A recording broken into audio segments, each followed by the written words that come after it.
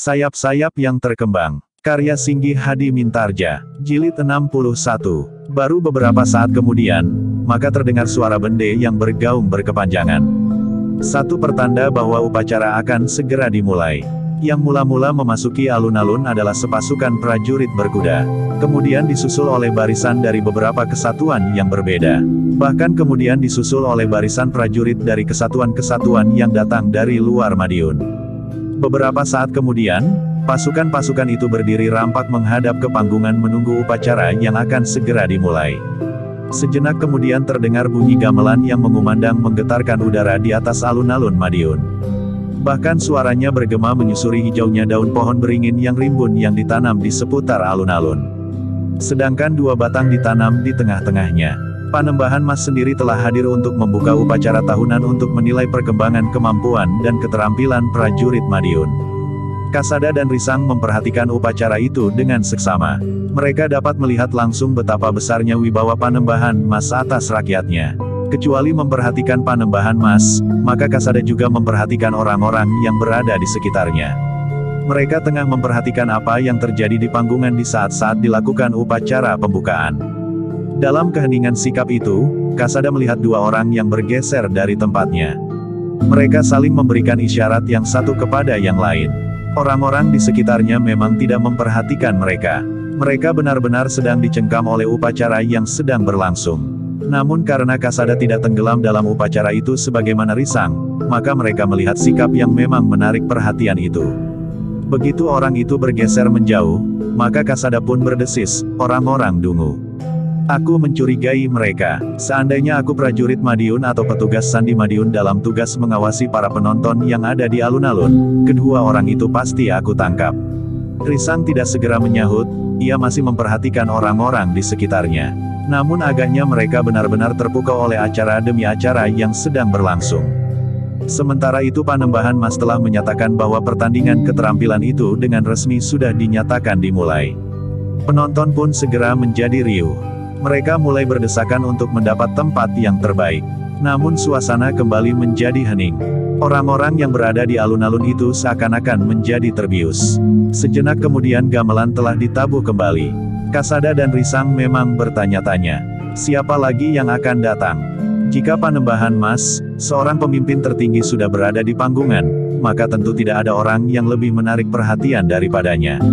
Yang kemudian muncul dan mendapat tepuk tangan gemuruh bukan seorang pemimpin yang naik ke panggungan. Bahkan orang-orang yang duduk di panggungan tetap duduk di tempatnya. Namun perhatian orang-orang yang berada di alun-alun itu dengan serta-merta telah terhisap oleh seorang penunggang kuda yang diiringi oleh beberapa orang prajurit pilihan memasuki arena di alun-alun di depan panggungan di hadapan para prajurit yang digelar dan berdiri tegak di tempatnya. Kasada dan Risang memperhatikan orang berkuda itu dengan jantung yang berdebaran, sebagaimana semua orang yang berada di alun-alun. Yang berkuda di paling depan di antara mereka adalah justru seorang perempuan. Seorang perempuan yang mengenakan baju berwarna hijau pupus, berkain batik latar putih yang disingsingkan. Mengenakan celana beludru berwarna hitam dengan pelisir berwarna kuning emas. Untuk sesaat kedua anak muda itu tercenung. Namun kemudian keduanya ingin mengetahui, siapakah perempuan yang berbaju hijau pupus itu. Kemudian seorang perempuan yang lain, berbaju merah muda dan kain panjang latar ireng. Keduanya masih muda, mungkin keduanya masih gadis. Tetapi keduanya, terutama yang berbaju hijau pupus itu tentu seorang puteri bangsawan tinggi di Madiun. Namun sebelum keduanya bertanya kepada orang-orang yang ada di sekitarnya, seorang laki-laki yang gemuk di depan mereka berdesis, "Retna Dumilah memang seorang gadis yang sangat cantik."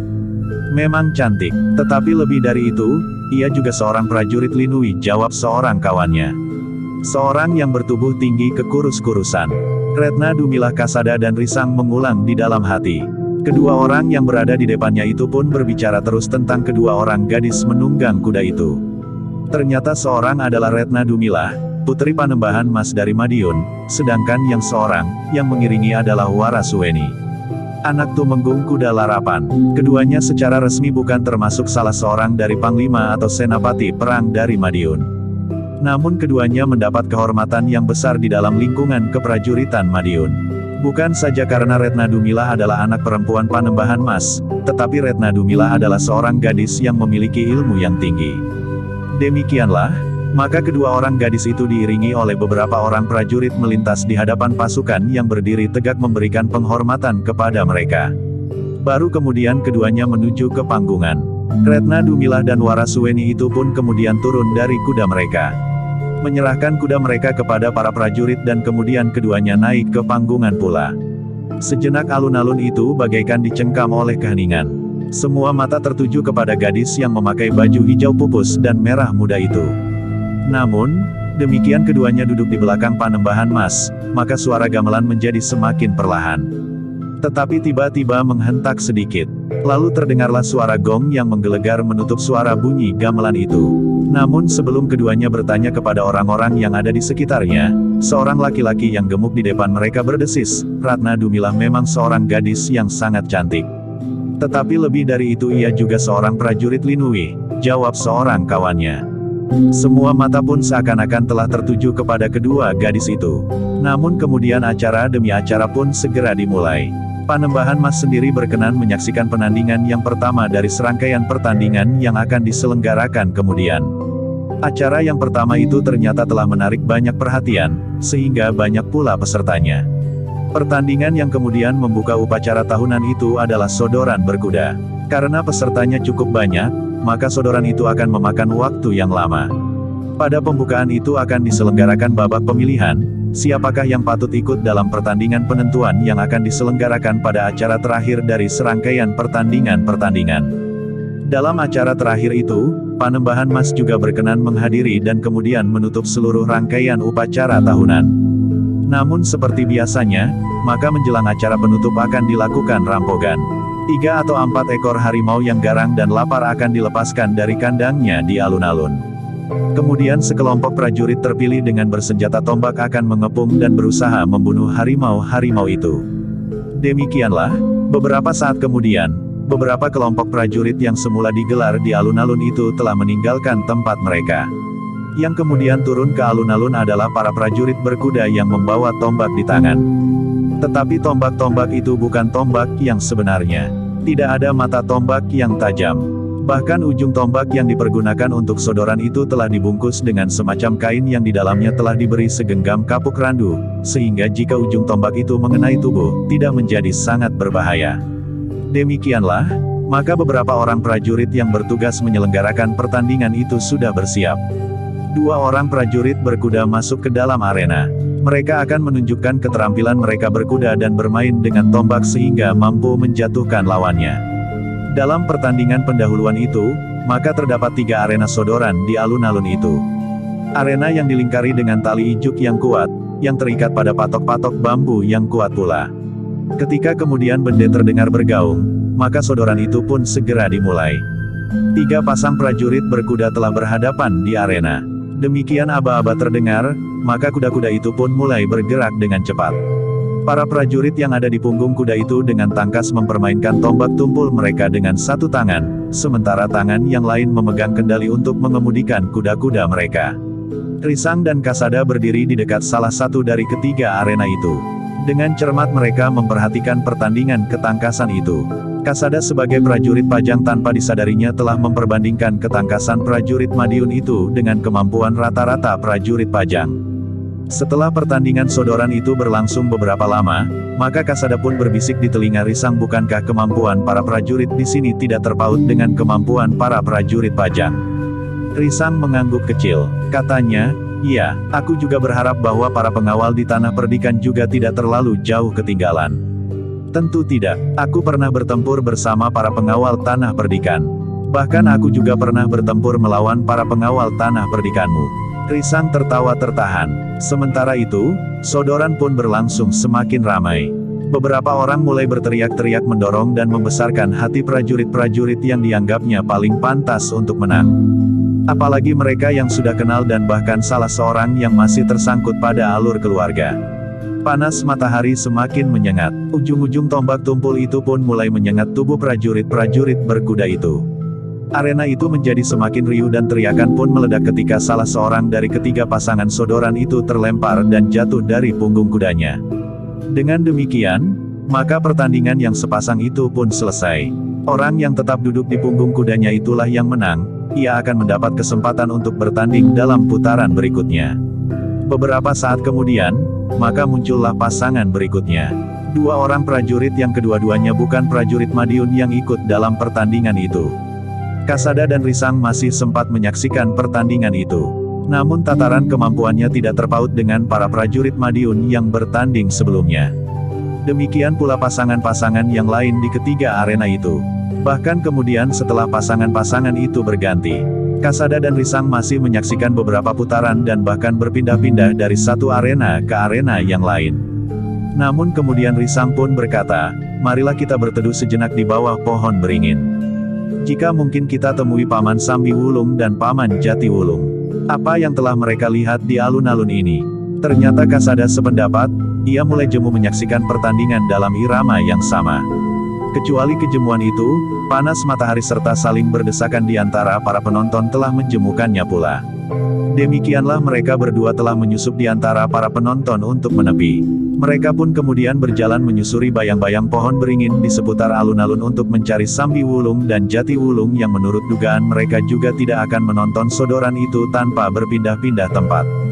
Sebaiknya pertandingan itu dilangsungkan tidak hanya satu jenis saja, berkata Kasada. Ia sahut Risang, mungkin sodoran dan yang lain keterampilan memanah dengan sasaran diam dan bergerak. Kasada mengangguk-angguk sambil menyahut, alun-alun ini cukup luas untuk menyelenggarakan 2 atau bahkan 3 jenis pertandingan sekaligus. Namun pembicaraan mereka pun terhenti. Tiba-tiba saja Risang menuding ke bawah sebatang pohon beringin yang besar. 2 orang yang sudah mulai ubanan duduk di atas akar pohon beringin besar itu. Di sebelahnya ada beberapa orang remaja dan anak-anak yang berdiri sambil memegangi mangkuk berisi dawet cendol. Kasada tertawa. Sambi Wulung dan Jati Wulung yang nampaknya kehausan sedang duduk di bawah sebatang pohon beringin untuk membeli dawet cendol. Ketika keduanya melihat Risang dan Kasada mendekat, maka keduanya pun tertawa pula. Marilah, gerdesis Sambi Wulung. Risang dan Kasada memandang ke sekelilingnya. Tidak ada orang yang dikenal dan mengenal mereka. Karena itu, meskipun yang seorang adalah lurah prajurit dan yang lain kepala tanah perdikan yang terhitung besar, namun keduanya pun telah ikut duduk pula di sebelah Sambi Wulung untuk membeli dawet cendol yang diberi pemanis legen kelapa. Alangkah segarnya, desis Kasada. Sambil meneguk dawet, Sambi Wulung berdesis perlahan, aku melihat seorang petugas sandi dari Mataram tertangkap. Aku juga melihatnya, sahut Kasada. Tetapi itu merupakan akibat yang tentu sudah diperhitungkan oleh para petugas sandi, berkata Sambi Wulung pula. Ya, agaknya para petugas sandi itu telah mempersiapkan diri, baik unsur kewadagan maupun unsur kejiwaan mereka untuk menghadapi kemungkinan yang paling buruk. Sahut Risang. Sambi Wulung mengangguk-angguk. Sementara itu Kasada pun berkata, aku juga melihat 2 orang yang pantas dicurigai. Petugas sandi dari Mataram yang nampaknya kurang berhati-hati atau mereka memang orang-orang dungu yang tidak dapat menempatkan dirinya.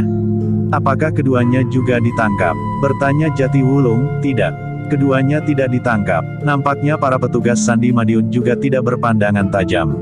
Jawab Kasada. Mungkin, sahut Sambi Wulung, tetapi mungkin para petugas sandi Madiun justru membiarkan mereka. Madiun ingin memanfaatkan mereka, membawa berita upacara tahunan ini ke telinga para prajurit Mataram dan Pajang.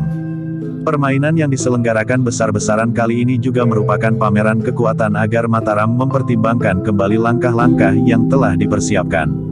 Tegasnya, Madiun ingin menakut-nakuti Mataram. Karena itu harus ada orang yang memberitahukan pameran kekuatan ini, sambung Jati Wulung. Kasada mengangguk-angguk kecil, namun katanya kemudian, tetapi tidak ada yang perlu dicemaskan. Kemampuan para prajurit Madiun dan bahkan prajurit-prajurit yang datang dari luar Madiun tidak berkelebihan dibandingkan dengan prajurit Pajang. Tentu juga prajurit Mataram dan Demak. Ia Sambi Wulung mengangguk-angguk, jika ada kelebihannya, tentu dalam jumlah prajurit.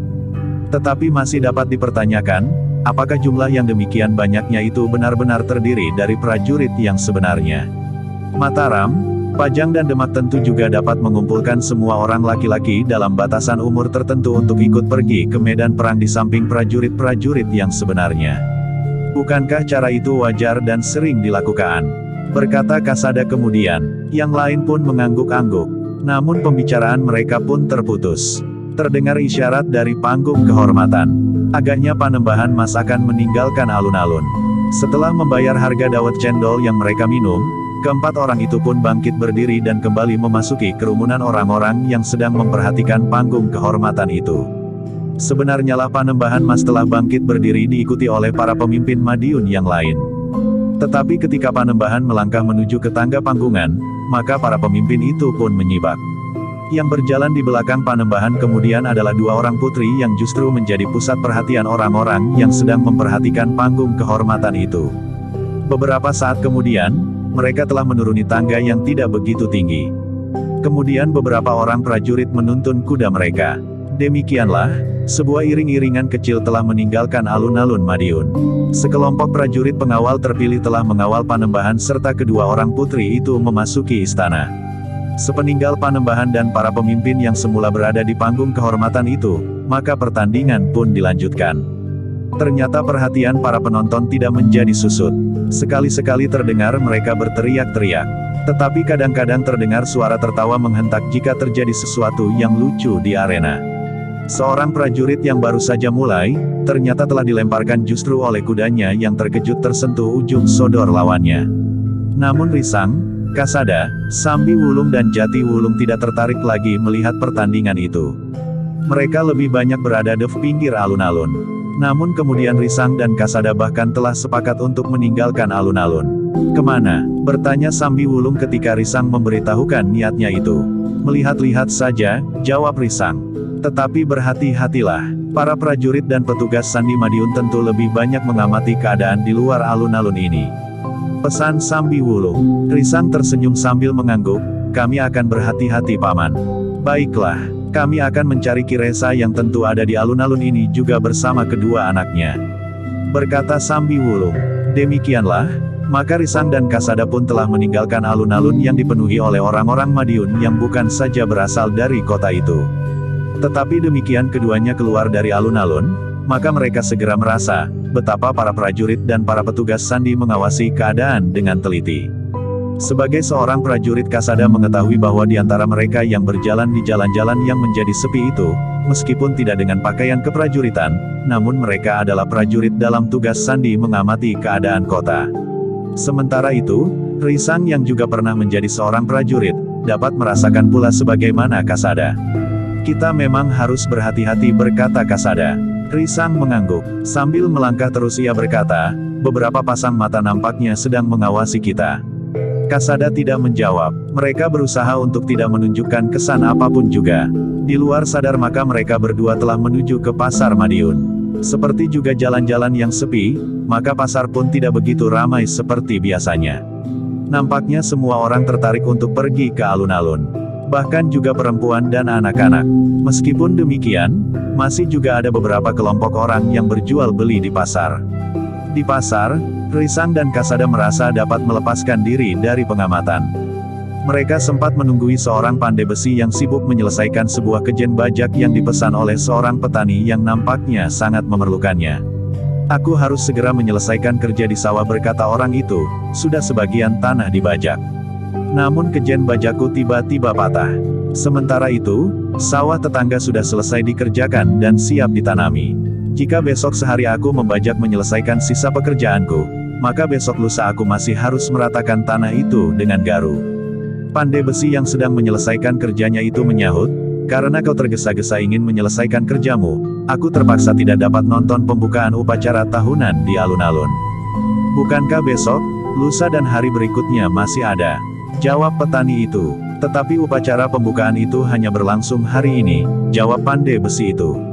Tetapi bukankah kau akan mendapat uang dengan kerjamu ini? Bertanya petani itu.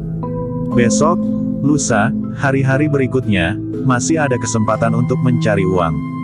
Tetapi tidak dengan upacara pembukaan ini, jawab pandai besi itu. Petani itu pun menyahut, aku tidak peduli. Tetapi besok aku harus dapat bekerja lagi. Pandai besi itu tertawa, namun ia masih juga berkata, kau hanya mementingkan dirimu sendiri. Risang dan Kasada yang berjongkok dekat dengan bengkel itu ikut tersenyum. Tetapi mereka tidak ikut mencampuri pembicaraan itu. Ketika mereka keluar dari pasar, maka mereka pun lelah singgah di sebuah kedai. Satu-satunya kedai yang tidak menutup pintunya. Sedangkan beberapa kedai yang lain ternyata sama sekali tidak membuka pintu sejak pagi. Para pemiliknya dan juga para pelayannya memerlukan pergi ke alun-alun untuk melihat upacara tahunan yang diselenggarakan lebih besar dari biasanya. Ketika Risang dan Kasada duduk di dalam kedai itu, maka mereka menyadari bahwa tidak ada orang lain yang berada di kedai itu. Nampaknya sepi hari ini, berkata Risang kepada pemilik kedai yang bekerja sendiri itu. Ia jawab pemilik kedai itu, semua orang berada di alun-alun. Pelayan-pelayanku juga berada di alun-alun. Aku memang tidak dapat mencegahnya. Upacara yang hanya diselenggarakan setahun sekali ini memang pantas mendapat perhatian. Tetapi Kisanak sendiri tidak pergi. Bertanya Kasada, hari ini aku sendiri tinggal di kedai ini. Setelah masak dan menyiapkan segala sesuatunya, semua orang pergi ke alun-alun. Bahkan istriku juga pergi ke alun-alun. Karena itu, masakan yang kami sediakan pun hanya sekedarnya saja, jawab orang itu. Namun orang itu pun kemudian bertanya, Kisanak berdua tidak melihat upacara tahunan itu. Kami baru saja dari alun-alun, jawab Risang. Kami ternyata tidak tahan menunggu sampai acara pertandingan hari ini selesai. Adikku ini tiba-tiba merasa kepalanya menjadi pening. Panasnya bukan main, sementara itu kami harus berdesak-desakan. Ia sambung Kasada, hausnya. Bukankah banyak orang berjualan di tepi alun-alun sehingga kalian tidak perlu pergi kemari? Kami minum dawet cendol. Mungkin santannya terlalu kental, sehingga membuat kepalaku pening dan perutku menjadi mual, berkata Kasada. Pemilik kedai itu tertawa. Katanya, baiklah, mungkin wedang jahe hangat akan dapat menyembuhkan pening kepala dan mual perut Kisanak. Kasada dan Risang pun kemudian memesan makan dan minum bagi mereka berdua. Sementara keduanya makan, maka dua orang telah memasuki kedai itu pula.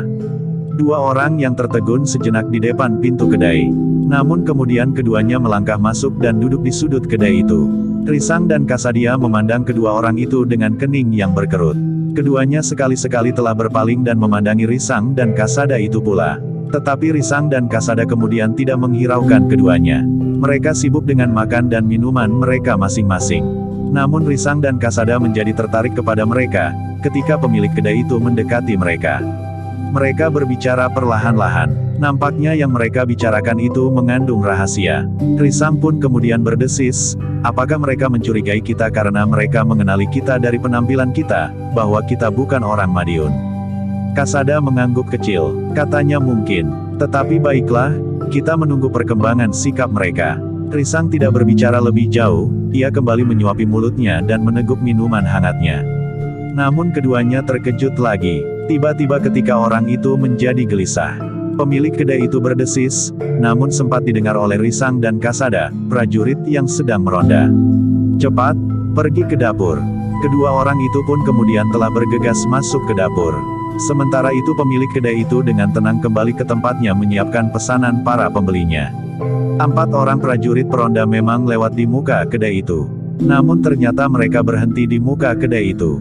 Seorang di antara mereka masuk ke dalam. Risang dan Kasada memang menjadi berdebar-debar. Prajurit yang masuk itu dengan lantang bertanya, kenapa tidak kau tutup kedaimu? Sementara kedai yang lain tutup. Mereka pergi ke alun-alun, Kisanak, jawab pemilik kedai itu. Kenapa kau tidak pergi? Apakah kau tidak tertarik pada upacara tahunan yang kali ini menjadi lebih besar karena diramaikan pula oleh para prajurit yang datang dari luar Madiun? Bertanya prajurit itu. Seisi rumah ini pergi ke alun-alun. Aku harus menunggui rumah ini. Daripada duduk termenung, maka aku membuka kedai ini meskipun daganganku hanya sepertiga dari biasanya. Aku tahu bahwa tidak akan banyak orang yang singgah di kedai ini. Prajurit itu termangu-mangu. Dipandanginya Risang dan Kasada. Ternyata prajurit itu pun bertanya, hei, kau Kisanak. Kenapa kau tidak pergi ke alun-alun? Kami baru saja dari alun-alun, jawab Risang. Tetapi kami harus singgah di pasar, untuk memesan kejen bajak kami yang patah.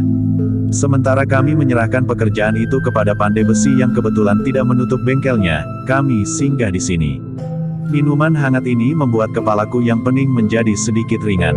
Dari sini, sambil membawa kejen bajak, kami akan singgah lagi di alun-alun. Prajurit itu mengangguk-angguk, namun ia tidak menaruh kecurigaan. Karena itu, maka ia pun bersama kawan-kawan segera berlalu. Demikian para prajurit itu hilang, maka dua orang yang bersembunyi di dapur itu pun segera keluar. Mereka masih nampak gelisah. Sekali-sekali mereka mengusap keringat mereka yang mengembun di kening. Sudahlah, berkata salah seorang dari mereka, kami akan pergi. Hati-hatilah, desis pemilik kedai itu. Namun kemudian ia pun bertanya, kalian tidak makan dahulu? Terima kasih. Kabar itu harus segera sampai. Kedua orang itu pun kemudian telah minta diri dan meninggalkan kedai itu.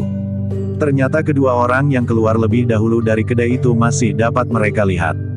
Keduanya sepakat untuk mengikuti kedua orang itu kemana mereka pergi. Mereka tentu orang Mataram, desis Kasada.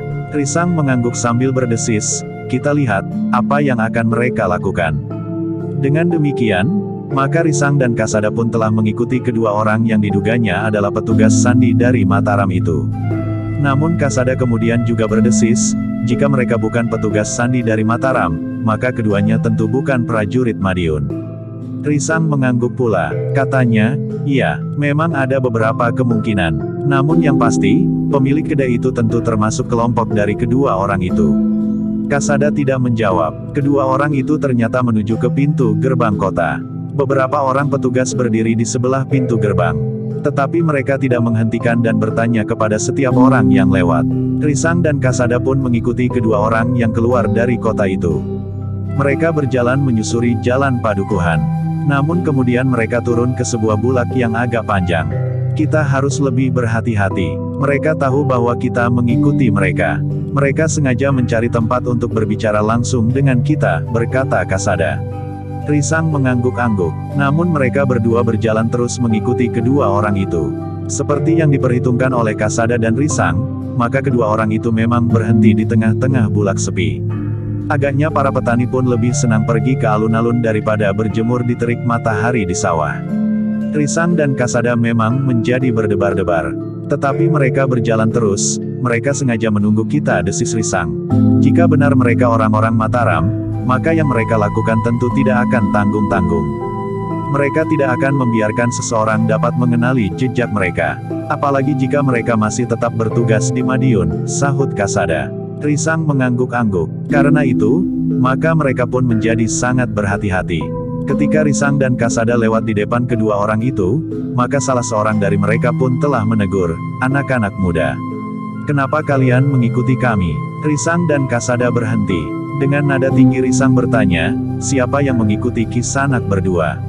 Sejak di kedai tadi kalian memperhatikan kami. Kenapa? Kenapa kalian berprasangka seperti itu? Jalan ini bukan milik kalian saja. Tetapi jalan ini adalah jalan orang banyak. Jalan milik Panembahan Mas. Kami berdua setiap hari berjalan lewat jalan ini ke kota dan kemudian pulang di siang hari seperti sekarang ini. Kenapa tiba-tiba kau menuduh kami mengikuti kalian berdua, sementara kalian berdua agaknya memang baru kali ini lewat jalan ini? Jawab Risang. Di mana rumah kalian? Bertanya salah seorang dari mereka berdua. Risang memang tergagap sekejap, tetapi ia segera mengatasi kesulitan itu dan menjawab asal saja menyebut nama sebuah padukuhan. Aku tinggal di Wedi Kengser. Sebut nama padukuhanmu, desis orang itu. Wedi Kengser. Maksudku bukan Wedi Kengser yang terletak di bekas aliran sungai yang bergeser. Tetapi nama padukuhan kami adalah Wedi Kengser. Mungkin dahulu padukuhan kami memang bekas aliran sungai yang telah berpindah agak jauh dari aliran semula, jawab Risang. Kedua orang itu termangu-mangu. Namun seorang di antara mereka bertanya pula, tetapi nampaknya kalian berkepentingan terhadap kami. Apa kepentinganmu? Tidak ada. Kasadalah yang menyahut, kami hanya lewat. Apakah kalian petugas sandi dari Madiun? Tiba-tiba orang itu bertanya. Pertanyaan yang sangat bodoh, berkata Kasada di dalam hati. Sementara itu Risang pun bertanya, kenapa kau dapat mengambil kesimpulan seperti itu? Tetapi jawaban orang itu mengejutkan. Aku sudah menduga bahwa kalian adalah petugas sandi dari Madiun. Jika kalian tidak berbuat sesuatu di kedai itu, karena kalian mengetahui bahwa kalian tidak akan dapat melawan 3 orang bersama-sama. Kasada tidak dapat menahan dirinya. Katanya, kenapa kalian demikian dungunya? Jika kami ingin menangkap kalian karena kami petugas sandi dari Madiun, kenapa tidak kami lakukan ketika para prajurit itu memasuki kedai? Kami dapat minta bantuan mereka untuk menangkap kalian. Kalian ingin melakukannya sendiri, karena kalian ingin mendapat hadiah, jawab seorang yang lain. Oh, Kasada mengangguk-angguk, jadi menangkap petugas sandi dari luar Madiun itu mendapat hadiah. Baru sekarang kami mengetahuinya. Jangan terlalu banyak bicara, kami tidak mempunyai banyak kesempatan. Kami tahu bahwa jika kami tertangkap, maka hukuman kami sangat berat. Bahkan mungkin kami dapat dihukum mati. Karena itu, maka kami tidak akan bersedia menanggung akibat seperti itu. Untuk melindungi nyawa kami, maka kami terpaksa mengorbankan nyawa kalian. Kasada menarik napas dalam-dalam. Bayangan dari peperangan selalu menampakkan wujudnya dalam kebengisan sebagaimana perang itu sendiri. Betapa nyawa tidak berharga bagi sesama. Dalam pada itu, maka Risang pun berkata, "Kisanak, jangan mudah sekali mengucapkan kata-kata itu. Kau membuat kami menjadi gemetar. Kenapa kalian akan membunuh kami?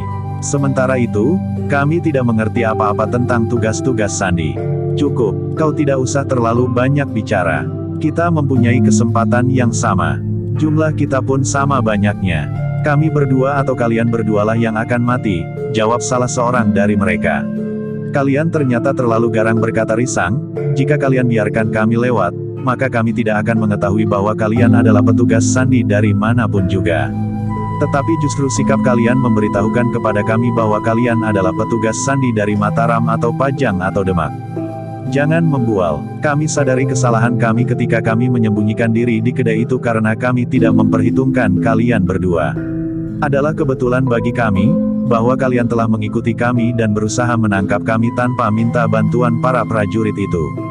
Dalam hal ini, kalianlah yang harus menyesali kesalahan kalian, bahwa kalian telah mengikuti kami." Kisanak, berkata Kasada kemudian, "Sudahlah. Lupakan saja kecemasan kalian bahwa kami akan menangkap kalian. Meskipun kemudian kami mengetahui bahwa kalian datang ke Madiun dalam tugas sandi, namun kami tidak mempunyai sangkut paut tentang hal itu. Karena itu, maka biarlah kami berlalu. Kita tidak akan saling mengganggu. Adalah salah dugaan kalian bahwa kami akan menangkap kalian. Jika kami melepaskan kalian, maka kami telah melakukan kesalahan untuk kedua kalinya. Tugas kami di Madiun belum selesai. Karena itu, kami tidak mau diganggu oleh siapapun juga. Tetapi kami sama sekali tidak bersangkut paut dengan tugas sandimu. Jika kalian membunuh kami, maka kami akan menjadi korban yang sia-sia," berkata Risang. "Jika benar demikian, nasib kalianlah yang sangat buruk. Tetapi korban yang tidak bersalah dapat saja jatuh dalam masa-masa seperti ini," berkata salah seorang dari kedua orang itu. "Begitu ringankah kalian berbicara tentang kematian, seperti kalian sedang mengucapkan sebuah dongeng kepada anak-anak kalian?" bertanya Kasada. "Ya, kematian tidak banyak berarti dalam tugas-tugas sandi. Bahkan kematian kami sendiri," jawab orang itu. Kasada menarik nafas dalam-dalam. Sementara orang itu berkata selanjutnya, "Nah, bersiaplah. Kalian tidak mempunyai pilihan lain. Kita akan mengakhiri pertemuan kita dengan cara yang sebenarnya sudah kalian ketahui, karena kalian tidak akan dapat ingkar, bahwa kalian adalah petugas sandi dari Madiun." Risang dan Kasada melangkah surut. Tetapi mereka melihat kedua orang itu sudah bersiap. Seorang di antara mereka berkata, "Kalian tidak usah berpura-pura lagi. Bukankah seperti ini yang memang kalian kehendaki sejak kalian mengikuti perjalanan kami?" Memang tidak ada gunanya bagi Kasada dan Risang menjawab. Mereka harus berusaha mengimbangi kedua orang itu. Namun baik Risang maupun Kasada merasa bahwa tugas mereka menjadi lebih berat dari kedua orang petugas sandi itu, karena mereka tidak tahu siapa yang mereka hadapi. Sedangkan Risang dan Kasada mengetahui, bahwa keduanya bukan orang yang pantas dibunuh. Sementara itu baik Risang maupun Kasada memang bukan pembunuh. Sejenak kemudian, maka pertempuran pun telah terjadi. Sebagai petugas sandi, maka kedua orang yang diikuti oleh Risang dan Kasada itu telah mendapat tempaan ilmu yang berat. Karena itu, maka ketika terjadi benturan-benturan, maka Risang dan Kasada pun segera memahami, bahwa lawan mereka benar-benar orang yang telah dipersiapkan untuk tugas-tugas yang berat. Dengan demikian maka pertempuran itu pun semakin lama menjadi semakin seru. Lawan Risang adalah seorang yang bertubuh tinggi tegap. Namun pakaian yang dikenakan adalah pakaian orang kebanyakan, sebagaimana pakaian yang dikenakan oleh Risang. Namun demikian, sikapnya kemudian ternyata bahwa ia bukan orang kebanyakan. Tetapi orang yang bertubuh tinggi tegap itu pun segera menyadari pula, bahwa anak muda yang menjadi lawannya itu adalah anak muda yang berilmu. Karena itu, maka orang itu pun semakin yakin, bahwa anak muda itu adalah petugas sandi dari Madiun. Ternyata petugas-petugas sandi dari Madiun telah dipersiapkan dengan sangat baik, berkata orang itu di dalam hatinya. Karena itulah maka orang yang bertubuh tinggi tegap itu harus meningkatkan ilmunya selapis demi selapis. Meskipun demikian, ia tidak segera mampu mengatasi ilmu lawannya yang masih terhitung muda itu. Sementara itu, lawan Kasada adalah seorang yang bertubuh sedang. Namun dari matanya seakan-akan memancar ketajaman penggerahitannya. Seperti lawan Risang, orang ini juga mengenakan pakaian sebagaimana dikenakan oleh orang kebanyakan. Demikianlah, maka pertempuran itu pun menjadi semakin cepat. Kedua belah pihak telah meningkatkan ilmu mereka sampai ke tataran yang semakin tinggi. Kedua orang petugas sandi dari Mataram itu nampaknya memang ingin segera menyelesaikan pertempuran. Mereka berloncatan dengan cepat, tenaga mereka pun semakin kuat pula, sementara itu kemampuan mereka pun menjadi semakin tinggi. Tetapi mereka harus mengakui, bahwa kedua orang anak muda itu masih tetap mampu mengimbangi mereka. Orang yang bertubuh tinggi tegap, yang merasa memiliki kekuatan yang sangat besar, berusaha untuk menundukkan lawannya dengan mengerahkan kekuatannya. Tetapi tenaga dalam Risang yang besar, justru telah mendesak kekuatan tenaga lawannya itu. Ketika orang itu meloncat menyerang dengan menjulurkan kakinya lurus ke arah lambung Risang, maka Risang telah menangkisnya dengan sikunya. Satu benturan telah terjadi. Ternyata orang yang bertubuh tinggi dan tegap itu telah terdorong beberapa langkah surut. Hampir saja orang itu kehilangan keseimbangannya. Untunglah bahwa ketika lawannya terguncang, Risang tidak memburunya dan tidak menyusuli serangannya dengan serangan pula. Ketika orang itu sempat memperbaiki keseimbangannya, ia memang menjadi heran. Kenapa lawannya yang muda itu tidak menyerangnya dan berusaha sekaligus menyelesaikan pertempuran. Agaknya anak itu memang dungu dan kurang berpengalaman meskipun ia memiliki dasar ilmu yang tinggi, berkata orang yang bertubuh tinggi tegap itu di dalam hatinya. Tetapi sebuah pertanyaan segera timbul, jika ia memang seorang petugas sandi dari Madiun, ia tentu tidak akan ragu-ragu lagi. Namun orang itu tidak ingin tenggelam ke dalam keragu-raguannya. Ia pun segera meningkatkan serangan-serangannya dengan kekuatannya yang sangat besar. Namun anak muda itu masih saja mampu mengimbanginya. Bahkan kemudian orang itu tidak dapat mengingkari kenyataan, bahwa ia justru telah terdesak. Demikian pula lawan Kasada yang bermata tajam itu. Dengan mengerahkan kekuatan dan kemampuannya, ia tidak dapat mendesak lawannya. Bahkan semakin lama Kasada semakin menguasainya. Tetapi sebagai prajurit dalam tugas sandi yang sudah ditempa wadak dan jiwanya, maka keduanya tidak segera kehilangan akal. Pertempuran masih saja berlangsung dengan sengitnya. Dengan pengalamannya yang luas, kedua petugas sandi itu berusaha untuk dapat mengatasi lawan-lawan mereka yang masih muda itu. Tetapi setiap kali mereka selalu terdesak. Serangan-serangan anak-anak muda itu rasa-rasanya datang terlalu cepat, melampaui kemampuan mereka, sehingga karena itu, maka serangan-serangan itu mulai menyentuh tubuh mereka. Orang yang bertubuh tinggi tegap, yang bertempur melawan Risang, beberapa kali harus berloncatan mundur untuk mengambil jarak. Demikian cepatnya serangan kaki Risang terjulur ke arah dadanya. Orang yang bertubuh tinggi tegap itu masih sempat mengelak menyamping. Namun tiba-tiba saja Risang itu berputar dengan cepat bertumpu pada kakinya yang baru saja berjejak di tanah itu. Dengan cepatnya, sehingga kakinya yang lain, yang terayun berputar dengan derasnya menyambar bahunya. Orang itu terhuyung-huyung beberapa langkah surut. Bahkan kemudian orang itu justru melangkah mengambil jarak. Risang seakan-akan sengaja memberi kesempatan kepadanya untuk memperbaiki keadaannya. Baru ketika ia sudah tegak berdiri dan bersiap untuk bertempur, Risang pun meloncat mendekat serta mulai menyerang lagi.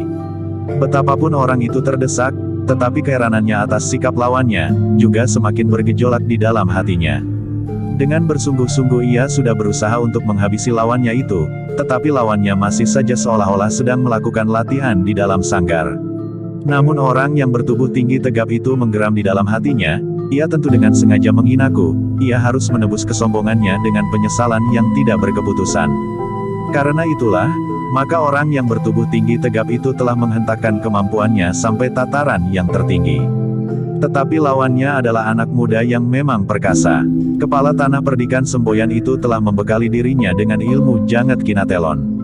Karena itu, maka betapapun orang yang tinggi tegap itu mengerahkan segala kekuatan dan kemampuannya, serta menyerangnya seperti semburan badai di mangsa Kasanga, namun Risang sama sekali tidak tergoyahkan. Di putaran pertempuran yang lain, Kasada juga semakin mendesak lawannya dengan serangan-serangan yang menentukan. Bahkan Kasada lebih banyak membiarkan lawannya menghindari benturan dan serangan-serangannya. Tetapi semakin lama, tenaga lawan Kasada itu nampak mulai menyusut. Serangan-serangan Kasada yang kuat serta benturan-benturan yang terjadi memaksa lawannya mengerahkan segenap tenaganya. Keringat telah membasahi tubuh dan pakaiannya. Perasaan sakit mulai mengganggunya pula. Serangan-serangan Kasada semakin lama semakin sering menjamah tubuhnya. Lawan Kasada itu harus mulai menyadari bahwa lawannya meskipun masih muda, tetapi ia adalah seorang yang berilmu tinggi sehingga sulit untuk dapat diatasinya. Ketika orang bermata tajam itu kemudian juga mengerahkan kemampuannya sampai ke puncak, maka sadarlah ia bahwa takaran ilmunya masih tetap berada di bawah ilmu anak muda itu. Dengan demikian, sebagai petugas sandi maka kedua orang itu menyadari apa yang akan terjadi atas diri mereka, jika mereka gagal mempertahankan diri. Karena itu, maka mereka harus bertempur sampai kesempatan terakhir. Kedua orang itu juga tidak melihat kemungkinan untuk melarikan diri. Kedua orang anak muda itu tentu akan mampu mengejar mereka. Apalagi tenaga mereka berdua sudah mulai menyusut, sementara anak-anak muda itu masih saja nampak segar sebagaimana saat mereka mulai bertempur. Meskipun demikian, kedua orang lawan Risang dan Kasada itu setiap kali menjadi heran. Anak-anak muda itu mempunyai beberapa kesempatan yang tidak dipergunakan. Mula-mula mereka menganggap bahwa anak-anak muda itu kurang berpengalaman sehingga beberapa peluang telah mereka lewatkan. Keduanya menganggap bahwa meskipun dasar ilmu mereka berada di bawah kemampuan ilmu anak-anak muda itu, tetapi pengalaman mereka akan dapat memberikan peluang kepada mereka. Tetapi setelah hal seperti itu terjadi beberapa kali, maka mereka mulai berpikir lain. Mereka mengira bahwa anak-anak muda itu adalah anak-anak muda yang sangat sombong yang berusaha untuk mempermainkan mereka, sebelum mereka menangkap dan membawa mereka kepada senapati prajurit dalam tugas Sandi Madiun. Tetapi dugaan itu pun kemudian telah meragukan mereka. Anak-anak muda itu tidak berusaha menangkap dan mengikat mereka. Dalam pada itu, karena kedua orang itu telah mengerahkan segenap tenaga dan kemampuan mereka, maka akhirnya mereka tidak lagi dapat menyembunyikan kesulitan mereka. Tenaga mereka yang telah susut, serta tubuh mereka yang disengat oleh rasa sakit di mana-mana. Sementara itu keduanya tidak mempunyai kesempatan sama sekali untuk melarikan diri. Karena itu, ketika mereka benar-benar telah kehabisan tenaga, maka perlawanan mereka menjadi semakin tidak berarti. Lawan Risang yang bertubuh tinggi tegap itu, yang memang tidak ingin untuk menyerah, masih berusaha untuk melawan dengan sisa tenaganya. Tetapi ketika tangannya terayun menyerang ke arah kening, tetapi tidak menyentuh sasaran, maka orang itu justru telah terhuyung-huyung terhisap oleh gerak tangannya sendiri. Ketika Risang menyentuh punggungnya dengan jari-jari tangannya yang merapat, maka orang itu benar-benar kehilangan keseimbangannya, sehingga orang itu telah jatuh tertelungkup.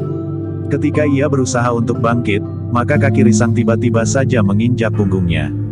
Rasa-rasanya kaki anak muda itu bagaikan sebongkah batu sebesar kerbau yang menindih tubuhnya. Ketika Kasada melihat Risang mengakhiri pertempuran, maka Kasada pun telah menghentak lawannya. Satu serangan yang cepat telah meluncur menghantam dada orang yang bermata tajam itu. Orang itu sama sekali tidak lagi mampu bertahan. Tubuhnya telah terlempar beberapa langkah dan jatuh menimpa tanggul parit di pinggir jalan, kemudian berguling masuk ke dalam air yang meskipun tidak begitu deras, tetapi telah membuat pakaiannya menjadi basah kuyup. Kedua orang itu benar-benar tidak berdaya lagi. Risang dan Kasada telah menarik mereka dan melemparkan mereka agar mereka duduk di pinggir jalan. Kasada yang kemudian berdiri di hadapan kedua orang itu sambil bertolak pinggang telah berkata dengan lantang, "Nah, kau lihat sekarang, bahwa kami dengan mudah akan dapat membunuh kalian berdua. Kenapa tidak kau lakukan?" tantang orang yang bermata tajam. Tetapi Kasada menjawab, "Sudah aku katakan, aku tidak mempunyai kepentingan apa-apa dengan kalian. Untuk apa kami harus membunuh? Membunuh bagi kami akan dapat menjadi beban jiwani yang tidak berkeputusan. Hanya karena sebab yang tidak dapat dihindari maka seseorang dapat membunuh. Kami memang pernah juga membunuh. Tetapi tentu dengan alasan yang dapat dipertanggungjawabkan. Bukan sekedar ingin membunuh."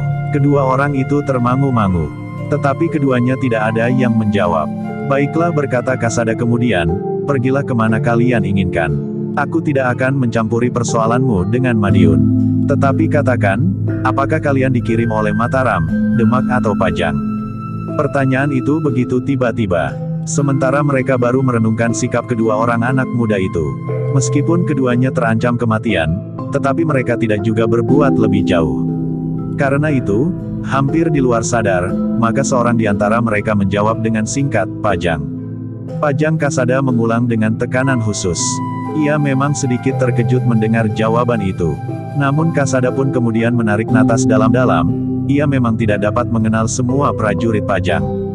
juga para prajurit dalam tugas sandi. Bahkan ia belum pernah merasa melihat dan apalagi bertemu dengan kedua petugas sandi itu. Namun kemudian Kasada itu pun berkata pula, "Pergilah. Aku tidak mempunyai kepentingan apa-apa dengan kalian. Aku tidak bersangkut paut dengan peperangan yang manapun juga. Aku sudah merasa senang jika aku sekeluarga dapat makan, sandang, dan papan secukupnya." Kedua orang itu masih saja berdiam diri, sementara Kasada pun kemudian memberi isyarat kepada Risang untuk meneruskan perjalanan.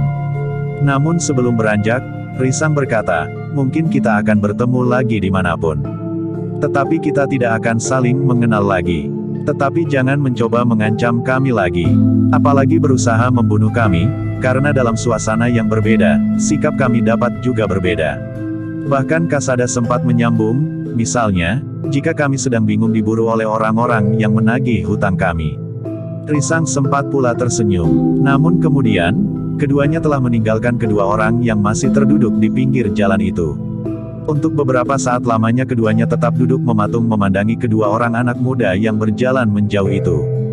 Baru kemudian, orang yang bertubuh tinggi besar itu berkata, "Anak-anak muda yang aneh." Orang yang bermata tajam itu pun bertanya, "Kau percaya bahwa mereka tidak mempunyai sangkut paut dengan peperangan yang mungkin terjadi antara Mataram dan Madiun?" Orang yang bertubuh tinggi itu menggeleng. Katanya, "Tidak, justru mereka tentu orang-orang penting yang akan terlibat dalam peperangan itu." "Menurut pendapatmu, apakah mereka memang orang Madiun?" bertanya orang yang bermata tajam. "Tidak, mungkin mereka justru petugas sandi dari Mataram," jawab kawannya yang bertubuh tinggi tegap itu. Orang yang bermata tajam, yang pakaiannya menjadi basah kuyup itu menarik napas dalam-dalam. Sambil bangkit berdiri ia mencoba menggeliat. Tulang-tulang rusuknya masih terasa sakit. Namun justru air telah membuat badannya menjadi sedikit segar, meskipun tenaganya masih terasa sangat lemah. "Aku harus berjemur," berkata orang itu. "Kita berjemur sambil berjalan. Untung panasnya terasa menyengat tubuh. Pakaianmu tentu sudah menjadi kering sebelum kita sampai ke padukuhan itu." Kawannya mengangguk-angguk. Sementara orang bertubuh tinggi tegap itu pun berusaha untuk bangkit meskipun tulang punggungnya bagaikan menjadi retak. Perlahan-lahan keduanya berjalan searah dengan perjalanan Risang dan Kasada. Tetapi kedua orang anak muda itu telah hilang di kelok jalan. Meskipun mereka berada di Bulak, tetapi pepohonan perdu dan batang-batang turi yang tumbuh di pinggir jalan, telah menghalangi pandangan mereka. Apalagi jarak di antara kedua orang anak muda itu dengan kedua orang petugas sandi dari Pajang itu menjadi semakin jauh. Di perjalanan Kasada masih juga sempat bergeremang. Dengan nada berat ia berkata, "Para petugas sandi masih harus mendapat latihan-latihan khusus untuk melakukan tugas mereka. Apalagi mereka yang akan disusupkan langsung ke lingkungan lawan. Agaknya mereka dipersiapkan dengan tergesa-gesa. Mungkin mereka tiba-tiba saja mendapat tugas khusus itu karena di Madiun diselenggarakan upacara tahunan ini, sehingga karena itu, maka bekal yang diberikan kepada mereka kurang mencukupi." Kasada menarik napas dalam-dalam. Katanya, "Aku justru ingin bertemu dengan pemilik kedai itu." "Untuk apa?" bertanya Risang. "Ia harus menjadi lebih berhati-hati. Apalagi agaknya orang itu memang orang Madiun atau orang Pajang yang sudah lama berada di Madiun," jawab Kasada. "Bagaimana jika terjadi salah paham?" desis Risang. Kasada menarik nafas dalam-dalam. Tetapi ia memang merenungkan kata-kata Risang itu. Beberapa saat mereka pun kemudian telah berbelok di sebuah simpang tiga. Keduanya tidak tahu di mana mereka berada. Namun naluri pengembaraan mereka telah membawa keduanya kembali ke kota tanpa harus melalui jalan yang telah mereka lalui. Ketika keduanya sampai di alun-alun, maka suasana pun memang sudah terasa letih. Orang-orang yang menonton sudah banyak yang bertebaran di pinggir alun-alun mengerumuni para penjual beberapa jenis minuman dan makan. Kasada pun kemudian telah menggamit Risang ketika ia melihat Ki Resa dan kedua orang anaknya yang sedang duduk di akar sebatang pohon beringin. Kedua orang anaknya sedang sibuk minum dawet cendol sambil memegang makanan di tangannya. Kasada dan Risang pun kemudian telah duduk pula di samping mereka. Demikian kedua anak itu selesai minum, maka sebelum ia mengunyah makanannya, maka kedua orang anak Ki Resa itu telah bercerita tentang petugas sandi Mataram yang telah tertangkap. "Mereka orang jahat," desis anaknya yang kedua, "sepantasnya mereka dihukum berat. Nanti atau besok tentu ada lagi yang tertangkap." Jantung Risang dan Kasada menjadi berdebaran. Sementara itu, Ki Resa berkata, "Hei, bukankah sodoran itu masih berlangsung? Marilah, kita menonton lagi." Tetapi kedua anaknya menggeleng. Yang terbesar pun berkata, "Aku letih ayah. Nanti saja, jika matahari telah turun. Sebentar lagi sodoran untuk hari ini akan diakhiri. Kita akan melihat lagi esok," jawab anaknya. Sedangkan anaknya yang kecil berkata, "Besok kita nonton lagi. Besok tentu ada penjahat yang tertangkap." "Bukan penjahat," sahut yang besar, "petugas sandi." Tetapi menurut ayah, petugas sandi dari Mataram itu juga penjahat. "Sudahlah," potong ayahnya yang mulai berkeringat, "kita melihat sodoran itu lagi." Ayah ingin melihat prajurit yang berkumis lebat itu di arena. Tanpa menunggu jawaban, maka Ki Resa pun segera menggandeng kedua anaknya ke tengah lapangan. Sambil berpaling kepada Risang dan Kasada, Ki Resa berkata, "Marilah Nger. Kita menonton lagi." "Silahkan Ki Resa," sahut Risang, "nanti aku menyusul." Ki Resa pun kemudian bergegas membawa kedua anaknya ke tengah-tengah alun-alun untuk menyaksikan pertandingan selanjutnya. Di pinggir alun-alun, Risang dan Kasada justru duduk di bawah bayangan rimbunnya pohon beringin. Dengan nada rendah Kasada berkata, "Aku tidak dapat menyalahkan Ki Resa jika ia mengajari anaknya untuk bersikap bermusuhan dengan para petugas sandi dari Mataram atau barangkali juga Pajang. Iya, bagaimanapun juga Ki Resa adalah orang Madiun," desis Risang. "Tetapi bagaimana pendapatmu atas sikap Ki Resa terhadap kita?" bertanya Kasada. Risang menarik nafas dalam-dalam. Dipandanginya orang yang berlalu lalang di sekitarnya dan orang-orang yang masih berkerumun di sekitar arena-arena pertandingan. Sorak yang gemuruh kadang-kadang masih terdengar meskipun tidak lagi menghentak sebagaimana saat pertandingan itu dimulai. Meskipun dengan agak ragu, Risang pun kemudian menjawab, "Aku kira Ki Resa tidak akan mengkhianati kita meskipun ia bersikap sebagai orang Madiun. Nampaknya ia akan memisahkan persoalan kita dengan persoalan yang terjadi antara Mataram dan Madiun. Tetapi ia mengetahui bahwa kita orang-orang yang setidak-tidaknya merupakan bagian dari Mataram," berkata Kasada, "apalagi jika Ki Resa memperhitungkan nilai benda-benda berharga itu bagi kepentingan Madiun. Apalagi ia tahu bahwa harta benda berharga itu milik perguruan Wukir Gading. Jika ia merasa murid dari perguruan itu, maka sepeninggal gurunya, Ki Remeng dan beberapa orang terpenting yang lain dari perguruan Wukir Gading, maka Ki Resa Podang dapat saja merasa dirinya juga berhak atas harta benda itu." Risang mengangguk-angguk. Katanya, memang perubahan sikap itu dapat saja terjadi atas Ki Resa Podang yang merasa dirinya orang Madiun. Upacara tahunan ini akan dapat menggugah kesetiaannya kepada kampung halamannya. Apapun yang pernah terjadi atas perguruan Wukir Gading, namun ia agaknya tetap merasa sebagai orang Madiun. Dan kita tidak dapat menyalahkannya. "Iya, kita tidak dapat menyalahkannya," desis Kasada. "Namun," katanya kemudian, "aku merasa tidak enak untuk tetap berada di rumah Ki Resa dalam keadaan seperti ini." "Ya," sahut Risang, "aku juga merasa demikian. Kita akan berbicara dengan Paman Sambi Wulung dan Jati Wulung." Kasada mengangguk-angguk, ia pun kemudian berdesis, "Kita cari saja mereka sekarang." Keduanya pun kemudian bangkit. Orang-orang yang ada di alun-alun itu sudah mulai menyusut. Meskipun demikian, alun-alun itu masih juga nampak terlalu sibuk. Risang dan Kasada sudah tidak menghiraukan lagi pertandingan di arena. Mereka justru menelusuri bagian tepi alun-alun untuk menemukan Sambi Wulung dan Jati Wulung. "Apakah mereka sudah meninggalkan alun-alun ini?" desis Risang. Kasada tidak menyahut, tetapi ia maksih saja mencari di celah-celah banyak orang. Namun Risang terkejut ketika ia merasa seseorang penggamitnya. Ketika ia berpaling, justru Sambi Wulung dan Jati Wulung telah berdiri di belakangnya. Sambil tersenyum Sambi Wulung itu pun bertanya, "Apakah kalian mencari kami?" Risang dan Kasada pun tersenyum pula. Risanglah yang menjawab, "Ya, kami memang mencari paman berdua. Tetapi bukankah Angger berdua meninggalkan alun-alun dan melihat suasana di kota?" bertanya Jati Wulung. "Ya, paman, kami mempunyai cerita menarik bagi paman berdua," berkata Risang. "Tentang apa?" bertanya Sambi Wulung. "Marilah, kita duduk di bawah pohon beringin itu," ajak Risang. Keempat orang itu pun kemudian duduk bersama di bawah sebatang pohon beringin pula yang banyak terdapat di sekeliling alun-alun itu. Dengan singkat Risang menceritakan pertemuan mereka dengan dua orang petugas sandi dari Pajang serta seorang pemilik kedai yang nampaknya membantu tugas-tugas sandi itu. "Tetapi apakah Angger berdua menyatakan diri kepada mereka berdua?"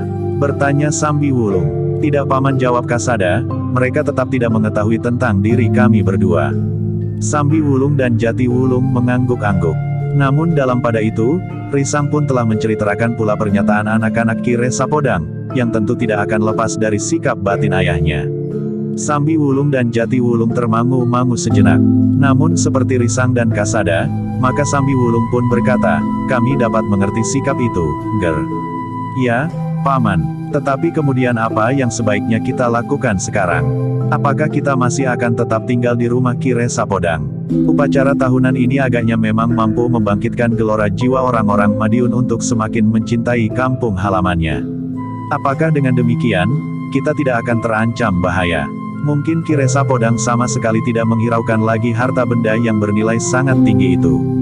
Tetapi Ki Resa memandang kita sebagai orang yang berpihak kepada Mataram, berkata Risang kemudian. Sambi Wulung dan Jati Wulung mengangguk-angguk. Namun Sambi Wulung kemudian berkata, tetapi Ki Resa Podang adalah orang yang cukup dewasa menghadapi persoalan-persoalan yang rumit sekalipun.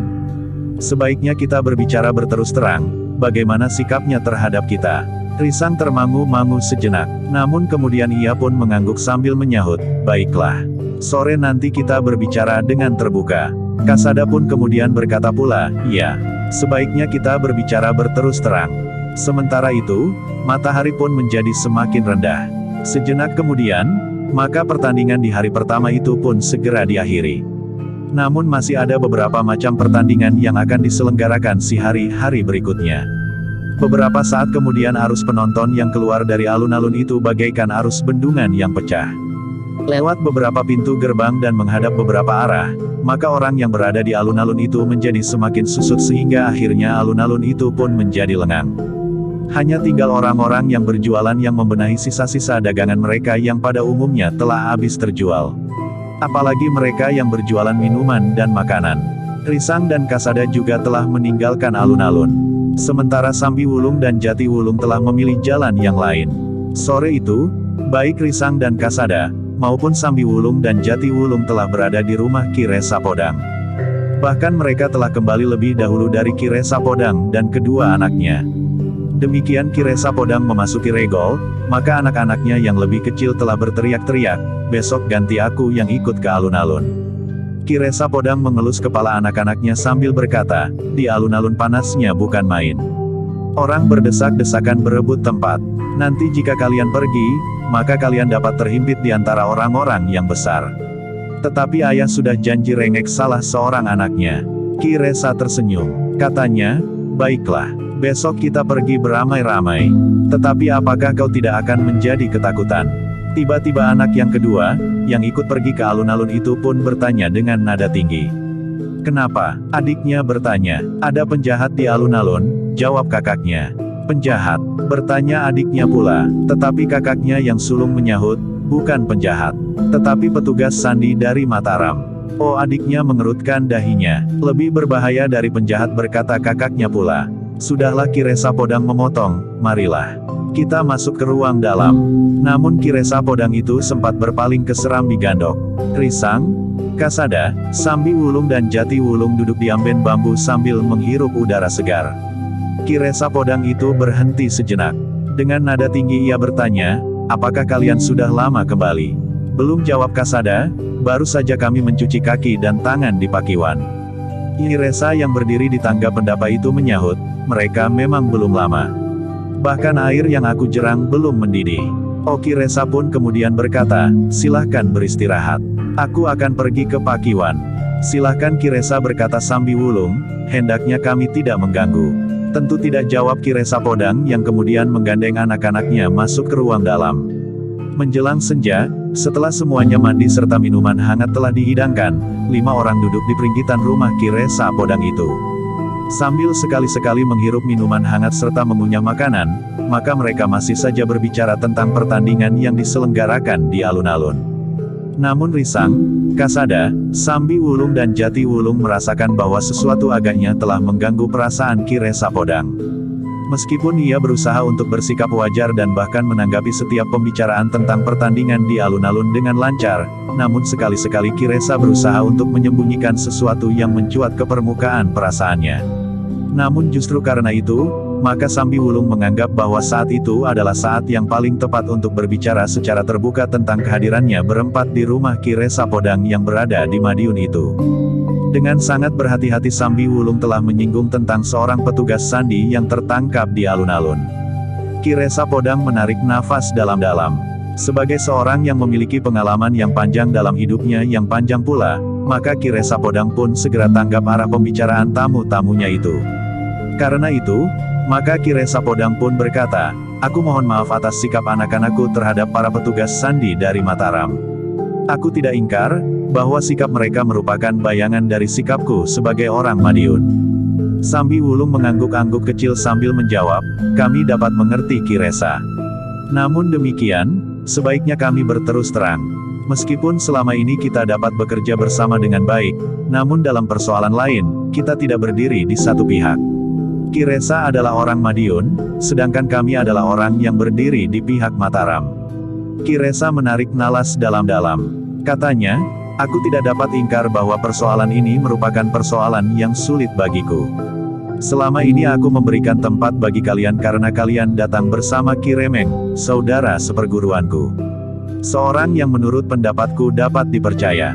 Namun kemudian setelah aku mengerti siapa kalian sebenarnya, aku harus mengurai persoalan yang aku hadapi.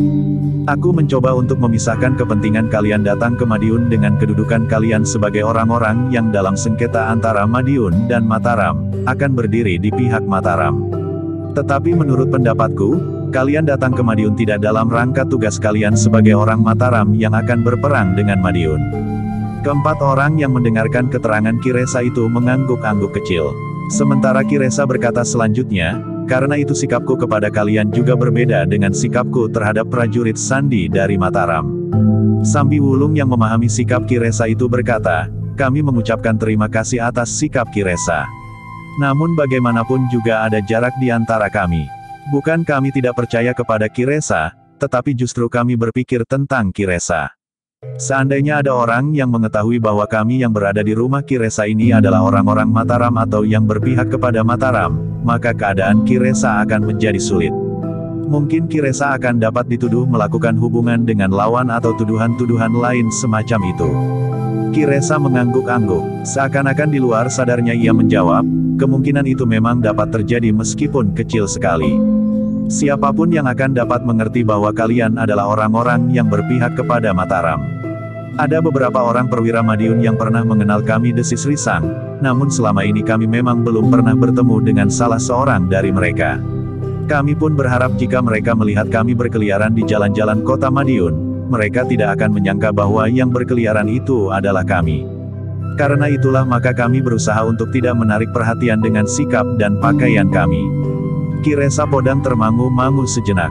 Dengan nada rendah ia berkata, "Seandainya kalian pada satu ketika dikenali oleh para perwira itu, maka kalianlah yang mengalami nasib paling buruk, meskipun aku tentu juga tidak akan mengelak. Tetapi aku yakin bahwa penyamaran kalian cukup baik. Menurut penglihatanku dan orang-orang Madiun, bahkan para perwira yang pernah mengenai kalian sebelumnya, kalian adalah orang-orang padesaan yang tidak pantas mendapat perhatian khusus." "Mudah-mudahan demikian," Ki Resa sahut Kasada. "Namun katanya kemudian, jika nasib buruk itu kemudian menerkam kami, maka sebenarnya lah kami tidak ingin mempersulit keadaan Ki Resa sekeluarga. Yakinlah," berkata Ki Resa dengan sungguh-sungguh, "kita tidak akan terjerat dalam kesulitan karena kalian berada di sini." Namun kemudian Kasada pun berkata, "Sebenarnya lah kami percaya sepenuhnya terhadap Ki Resa.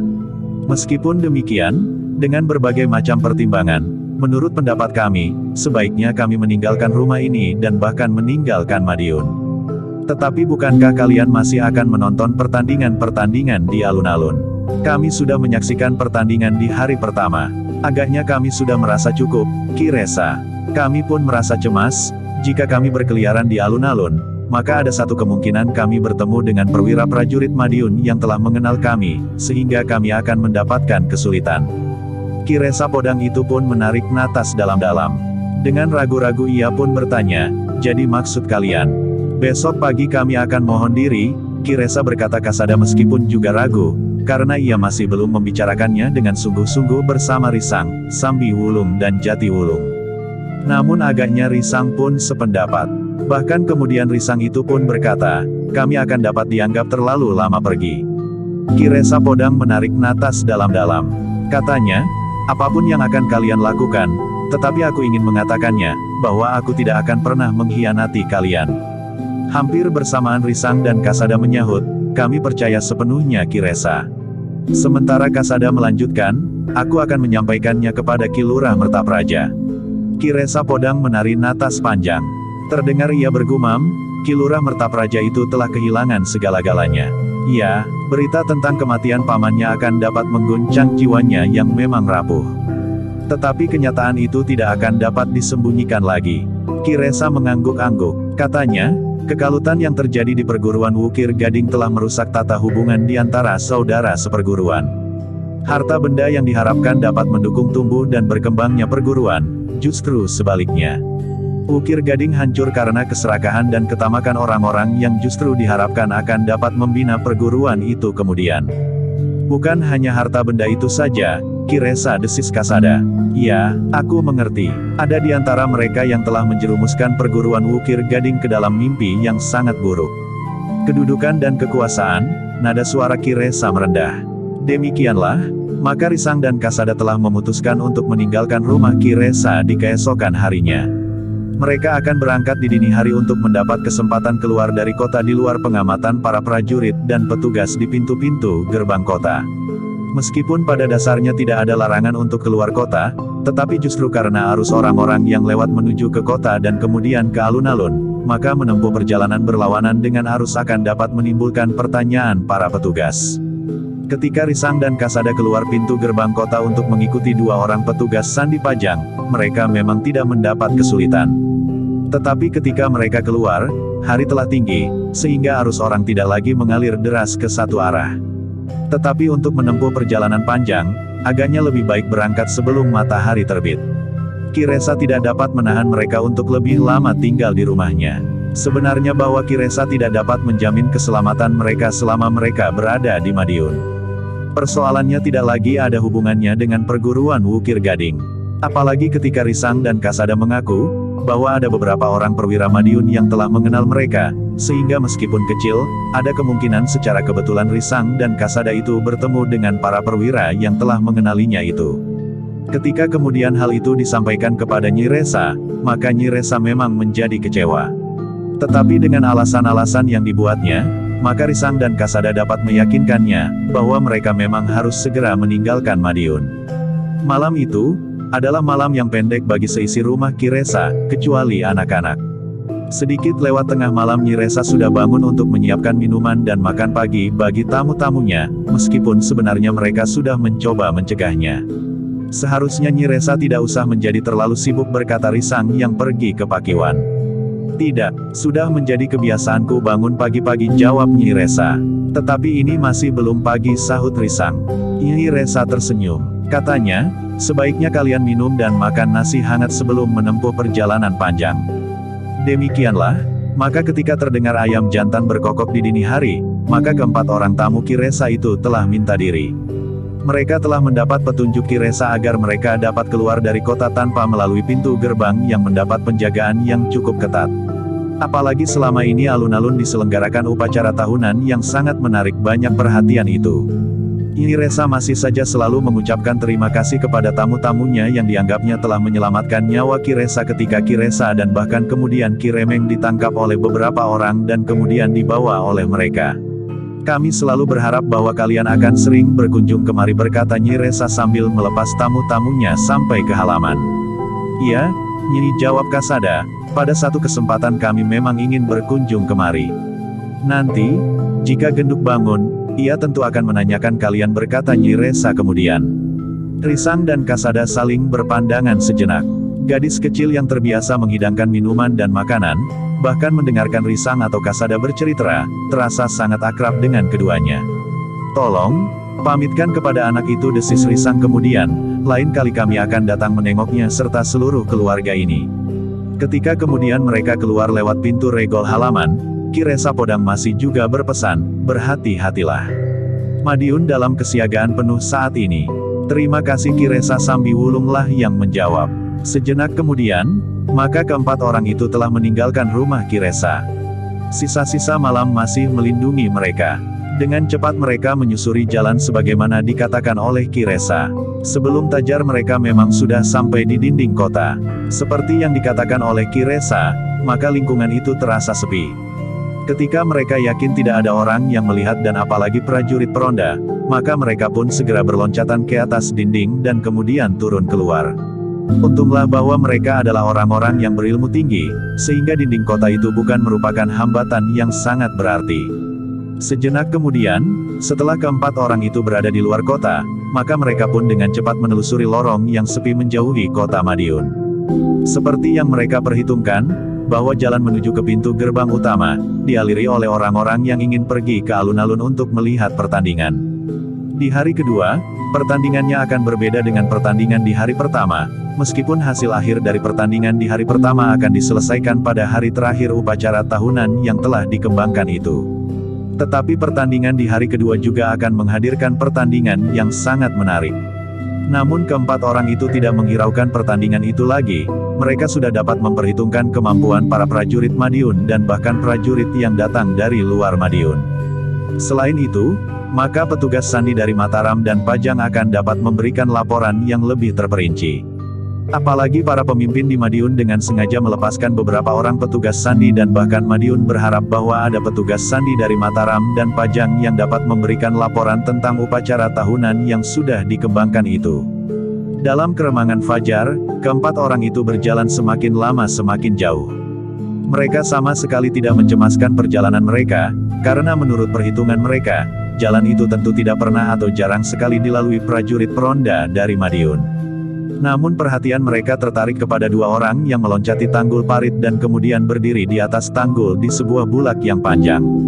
Tetapi keempat orang itu kemudian tidak menghiraukan mereka lagi. Keempat orang itu mengira bahwa kedua orang itu tentu para petani yang ingin mengairi sawah mereka pagi-pagi benar, karena mereka ingin segera pergi ke alun-alun untuk melihat upacara tahunan di hari kedua. Tetapi demikian mereka lewat di hadapan kedua orang itu, maka seorang di antara mereka berkata, "Tolong Kisanak, berhentilah sejenak." Keempat orang itu pun berhenti. Sambi Wulunglah yang kemudian bertanya, "Apakah Kisanak mempunyai kepentingan dengan kami berempat?" "Sebenarnya tidak, Kisanak. Sebenarnya aku menunggu kalau ada orang yang lewat justru ke arah yang sebaliknya." "Jika demikian," berkata Sambi Wulung selanjutnya, "kenapa Kisanak menghentikan kami? Akhirnya kami tidak lagi mementingkan kemana arah kalian pergi. Apakah ke kota atau sebaliknya?" jawab salah seorang dari mereka. Orang yang wajahnya ditumbuhi jambang dan kumis yang lebat. "Maksud Kisanak?" bertanya Sambi Wulung pula. "Jika kami menunggu orang-orang yang pergi ke alun-alun, kami berharap bahwa kami akan dapat merampas uang dan barangkali bekal mereka yang lain. Tetapi karena sampai saat ini belum ada orang yang lewat jalan ini menuju ke kota, maka daripada kami tidak mendapat apa-apa, maka kami telah menghentikan Kisanak berempat. Nah, sebaiknya Kisanak tidak usah berbuat aneh-aneh. Siapapun Kisanak dan kemanapun Kisanak bepergian, sebaiknya lebih dahulu Kisanak memberikan apa saja yang Kisanak bawa kepada kami. Seterusnya kami tidak akan mengganggu Kisanak." Sambi Wulung menarik napas dalam-dalam. Sementara itu Jati Wulung tersenyum sambil berkata, "Ah, Kisanak. Ketika semua orang Madiun sibuk menyambut upacara tahunan yang kali ini diselenggarakan lebih besar dari biasanya, kalian masih saja melakukan perbuatan tercela. Kau tidak berhak membuat penilaian atas diri kami," bentak orang yang berjambang dan berkumis lebat itu. Tetapi sambil tertawa Jati Wulung berkata, "Jika kalian ingin mencegat orang-orang yang akan pergi ke alun-alun, kenapa kalian berada di jalan yang sepi ini? Kenapa kalian tidak berdiri di pinggir jalan yang menuju ke pintu gerbang utama sisi selatan itu?" Kedua orang itu termangu-mangu sejenak.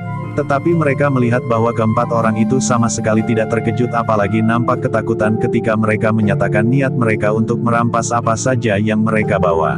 Namun seorang di antara mereka menjawab, "Kisanak tentu tahu, bahwa jalan itu terlalu ramai di saat seperti ini. Arus orang lewat yang akan pergi ke alun-alun itu tidak memungkinkan kami merampas bekal mereka. Tetapi kami berharap bahwa ada juga orang yang berjalan lewat jalan ini. Tetapi ternyata sampai saat ini, jalan ini masih belum dilalui orang yang pergi ke kota. Tetapi agaknya nasib kalianlah yang buruk, sehingga kalian justru berjalan di jalan ini." Jati Wulung justru tertawa semakin panjang. Katanya, "Ternyata perhitungan kita sama. Sebaiknya terhadap kalian kami tidak usah berbohong. Sebenarnya lah kami juga sedang melakukan pekerjaan kami sebagaimana yang kalian lakukan.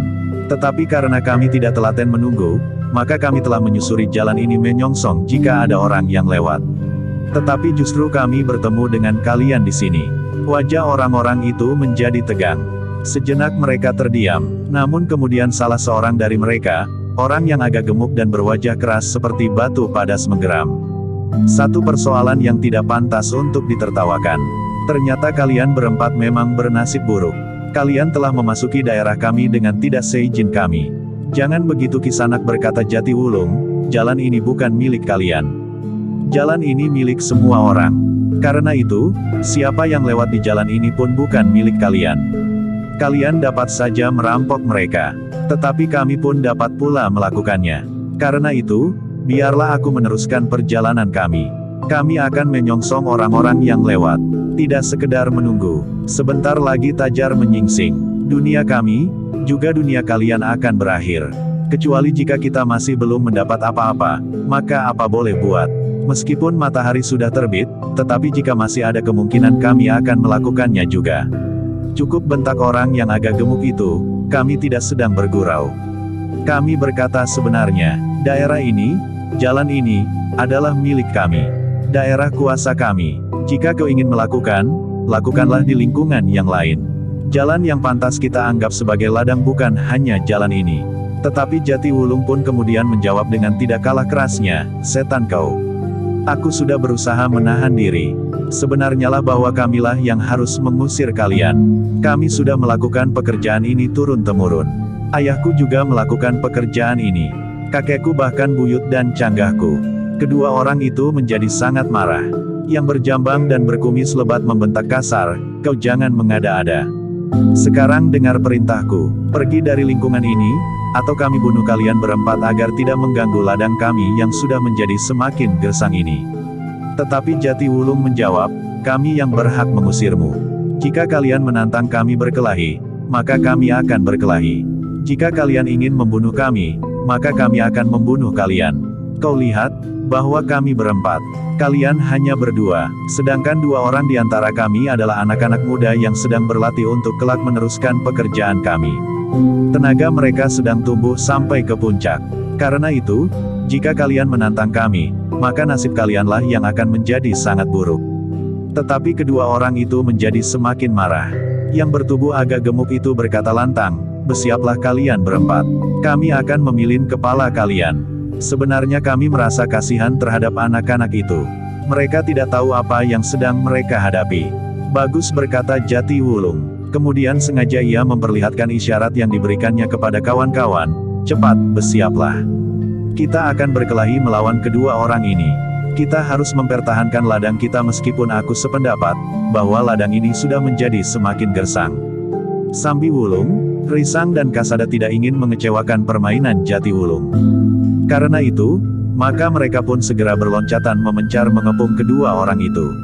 Orang yang berjambang dan berkumis lebat itu masih juga menggeram, kelinci-kelinci yang tidak tahu diri. Jika kalian terbunuh di arena ini, adalah tanggung jawab kalian sendiri. Jatiwulung pun kemudian berkata lantang, kita selesaikan mereka menurut cara kita. Tetapi suaranya terputus ketika tiba-tiba orang yang gemuk itu menyerangnya. Kakinya terjulur lurus menghantam dada Jatiwulung. Satu tendangan yang keras dan tiba-tiba, Jatiwulung terlempar beberapa langkah. Tubuhnya pun kemudian telah jatuh berguling di tanah. Hampir saja Jatiwulung terjerumus ke dalam parit yang dialiri air yang meskipun tidak terlalu banyak, tetapi akan dapat membuat pakaiannya basah kuyup. Sambiwulung, Risang dan Kasada terkejut. Namun ketika kemudian mereka melihat Jatiwulung itu bangkit, berjalan dengan timpang dan kedua tangannya bertelekan pada lambungnya sambil menyeringai, maka tahulah mereka, bahwa Jatiwulung benar-benar sedang bermain-main. Nampaknya Paman Jatiwulung ingin menghangatkan badannya di pagi-pagi yang dingin ini, berkata Risang di dalam hatinya. Namun orang yang gemuk yang merasa berhasil melemparkan Jatiwulung itu pun berkata, nah, untuk selanjutnya, tulang-tulang igamu akan retak dan jantungmu yang akan rontok di dalam rongga dadamu akan menghapus segala kesombonganmu. Jangan sesumbar seperti itu, jawab Jatiwulung, kita akan melihat, apa yang terjadi selanjutnya. Sekali lagi orang yang agak gemuk itu meloncat dengan cepat.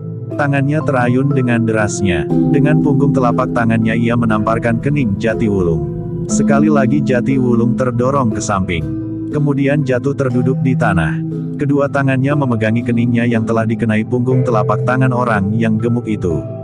Ketika kemudian Jatiwulung bangkit sambil berdesah, maka orang yang gemuk itu berkata, "Jika kau tidak segera meninggalkan tempat ini, maka kau benar-benar akan mati."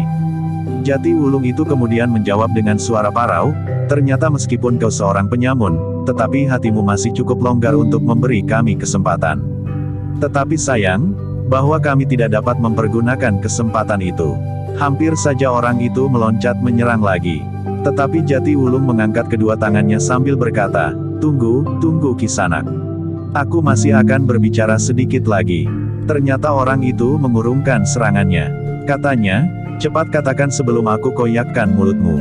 Kisanak berkata, "Jatiwulung, aku hanya akan memberi kesempatan kepadamu sebagaimana kau memberi kesempatan kepada kami. Larilah, tinggalkan kami supaya kalian berdua selamat." "Iblis," kau geram orang itu. Wajahnya menjadi merah. Namun Jatiwulung kemudian justru berbicara kepada Sambiwulung, Risang dan Kasada, "Marilah. Jangan hanya menonton saja." Sambiwulung itu pun menjawab, "Tetapi aku tidak dapat bermain-main seperti kau." Jatiwulung tertawa. Katanya, "Baiklah, kita tidak bermain-main lagi. Langit sudah semakin merah. Waktu kita akan segera habis." Orang yang agak gemuk itu termangu-mangu sejenak. Namun ia merasa bahwa nampaknya keempat orang itu tidak bersungguh-sungguh. Nampaknya mereka masih saja bermain-main dan bahkan agak berlebihan. Jika benar mereka hanya sekedar bermain-main, maka alangkah sombongnya mereka itu. Berkata orang gemuk itu di dalam hatinya. Sementara itu, kawannya yang berjambang dan berkumis lebat itu pun sudah menjadi sangat marah pula. Katanya dengan suara yang bergetar, "Marilah. Kita tidak mempunyai pilihan lain." Kedua orang itu pun tiba-tiba telah meloncat hampir bersamaan. Orang yang agak gemuk itu telah menyerang Jatiwulung, sedangkan yang berjambang dan berkumis lebat menyerang Sambiwulung. Tetapi keduanya terkejut. Serangan mereka sama sekali tidak menyentuh sasaran. Orang yang agak gemuk itu pun telah gagal menyentuh tubuh Jatiwulung yang telah dikenainya 2 kali sebelumnya. Tetapi baik orang yang berjambang dan berkumis lebat, maupun yang agak gemuk itu tidak mau melepaskan lawan-lawan mereka. Karena itu, maka mereka pun telah berusaha memburunya. Namun dalam pada itu, kedua orang anak muda yang semula lebih banyak berdiam diri, telah ikut berkelahi pula bersama kedua orang kawan mereka. Dengan demikian, maka orang yang berjambang dan berkumis lebat serta kawannya yang agak gemuk itu harus berkelahi melawan 4 orang. Sambiwulung, Risang dan Kasada ternyata berusaha menyesuaikan diri dengan sikap Jatiwulung. Mereka tidak segera mengakhiri pertempuran meskipun mereka dapat melakukannya. Tetapi mereka berusaha meyakinkan kedua orang itu, bahwa mereka menjadi bingung menghadapi keempat orang itu. Keempat orang itu berloncatan dengan cepat menyambar-nyambar. Sentuhan-sentuhan mereka sangat membingungkan. Sekali-sekali sentuhan tangan salah seorang dari keempat orang itu memang terasa sakit. Namun kadang-kadang mereka hanya sekedar menggamit dari arah yang tidak diketahui. Dengan demikian, meskipun kedua orang itu tidak mendapat serangan-serangan yang menentukan sehingga menghentikan perlawanan mereka, namun mereka benar-benar menjadi bingung sehingga mereka tidak tahu apa yang harus mereka lakukan. Kedua orang itu akhirnya menjadi pening. Yang nampak di mata mereka hanyalah bayangan yang berputaran. Sentuhan-sentuhan yang tidak mereka mengerti datangnya. Namun yang mereka sadari, bahwa keempat orang itu ternyata tidak bersungguh-sungguh. Jika mereka benar-benar menghendaki, maka mereka dapat berbuat apa saja terhadap kedua orang yang akhirnya harus menerima kenyataan itu. Kedua orang itu memang tidak berdaya, sehingga akhirnya orang yang bertubuh agak gemuk itu pun telah berlutut sambil memegangi kepalanya. "Aku menjadi pening," desisnya. Kawannya pun berdiri dalam keseimbangan yang goyah. Meskipun tubuh mereka tidak terasa sakit, tetapi mereka merasa bahwa mereka memang tidak berdaya apa-apa. "Kami menyerah," berkata orang yang bertubuh agak gemuk itu. Jatiwulung telah memberi isyarat untuk menghentikan pertempuran. Sementara itu, kedua orang itu telah duduk di tanah dengan kepala tunduk. "Nah Kisanak," berkata Jatiwulung kemudian, "apakah kita masih akan berkelahi lagi?" "Kami menyerah," berkata orang yang bertubuh gemuk itu pula. "Jadi, apakah kami harus pergi dari lingkungan ini?"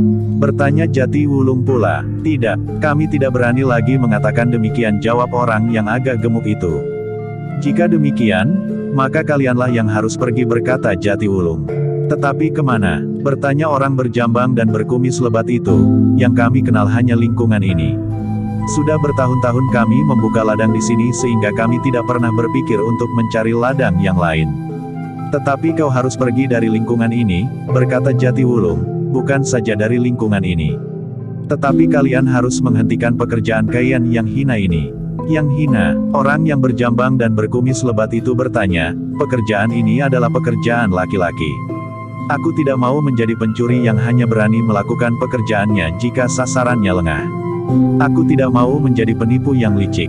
Tidak pula sudi mengemis. Pekerjaan inilah yang aku pilih, karena dengan pekerjaan ini aku tidak merasa kehilangan harga diri. Apakah kau sama sekali tidak mengenal baik dan buruk? Bertanya Jatiwulung. Kedua orang itu terdiam. Sementara Sambiwulung berkata selanjutnya, jika kau sedikit saja mengenal baik dan buruk, maka kau tentu mengetahui, bahwa pekerjaan yang kau lakukan itu termasuk pekerjaan yang buruk. Kedua orang itu mengangguk. Tetapi seorang di antara mereka bertanya, tetapi bukankah kalian juga melakukan pekerjaan seperti yang kami lakukan? Kami adalah petugas-petugas sandi dari Madiun. Kami mendapat tugas untuk mengamankan upacara tahunan itu dari gangguan apapun termasuk sebagaimana kau lakukan, jawab Jatiwulung. Jadi kalian berempat itu petugas sandi dari Madiun? Bertanya orang yang agak gemuk dengan kata-kata sendat. Iya, kami dapat membawa kalian dan menyerahkan kepada pemimpin kami. Dalam keadaan sekarang, orang yang melakukan pekerjaan sebagaimana kalian lakukan itu, hukumannya sangat berat. Jawab Jatiwulung. Kami mohon ampun. Kedua orang itu hampir bersamaan memohon sambil mengangguk dalam-dalam. Aku ampuni kalian kali ini. Tetapi jika kami menemukan kalian kembali melakukan pekerjaan seperti ini, maka hukuman kalian akan sama beratnya dengan para petugas sandi dari Mataram atau Pajang atau daerah manapun yang memusuhi Madiun. Kami berjanji, desis orang yang berjambang dan berkumis lebat itu. Risang hampir tertawa melihat wajah orang itu. Wajah yang garang itu nampak demikian ketakutan sehingga kesannya menjadi sangat aneh. Demikian pula orang gemuk yang wajahnya sekeras batu padas itu. Namun kemudian Risang itu justru bertanya, Kisanak, kenapa kau melakukan pekerjaan seperti ini? Apakah kau sudah menjadi kelaparan, sehingga kau harus merampok orang? Apakah kau tidak mempunyai sawah dan ladang? Orang berjambang itu pun menjawab dengan nada dalam, aku mempunyai sawah dan ladang, Kisanak. Jadi kenapa kau lakukan juga pekerjaan ini? Seandainya tetanggamu atau sanak saudaramu ada yang mengetahuinya, apakah kau tidak merasa malu? Sampai saat ini mereka tidak mengetahuinya, jawab orang itu. Apakah alasanmu merampok orang-orang lewat di daerah ini? Atau hanya satu penyakit keturunan saja? Desak Risang. Orang itu termangu-mangu sejenak. Namun kemudian katanya, keluarga kami adalah keluarga yang besar. Sementara itu, Kisanak tentu juga mengetahui, kami harus menyerahkan sebagian hasil sawah dan ladang kami untuk kesiapan masa-masa paceklik. Lebih dari itu, jika perang benar-benar terjadi. Bahkan, tentu Kisanak juga sudah mengetahui, lumbung-lumbung prajurit di Madiun harus terisi. Ada berapa puluh ribu prajurit yang sekarang berada di Madiun? Bukankah setiap hari mereka makan? Sementara itu persediaan bahan makanan yang dibawa oleh prajurit-prajurit dari luar Madiun itu tentu tidak akan mencukupi. Jadi sebagai warga yang baik, kalian serahkan sebagian hasil sawah dan ladang kalian. Bertanya Kasada. Ya Kisanak, jawab orang itu. Apakah tetangga-tetanggamu, seisi padukuhanmu dan orang-orang kademanganmu juga merupakan warga yang baik dengan menyerahkan bahan hasil sawah dan ladangnya? Bertanya Kasada. Ya, bukankah peraturan itu berlaku umum bagi semua orang yang tinggal di Madiun dan sekitarnya? Kasada mengangguk-angguk. Sementara Jatiwulung berkata, di satu sisi kau menjadi warga yang baik. Tetapi di sisi lain kau menjadi perampok. Kami terpaksa melakukannya Kisanak. Sebagian memang penyakit keturunan. Namun sebenarnya kami sudah pernah sembuh dari penyakit ini. Tetapi ketika kami merasa kekurangan, maka penyakit ini menjadi kambuh. Sambiwulunglah yang kemudian berkata, matahari sebentar lagi terbit. Pulanglah. Hentikan kegiatanmu ini. Kalau kau ingin menjadi orang yang baik bagi Madiun, jangan hanya baik di satu sisi. Dengan demikian kau tidak lebih dari seorang yang bertopeng untuk menutupi wajahmu yang asli.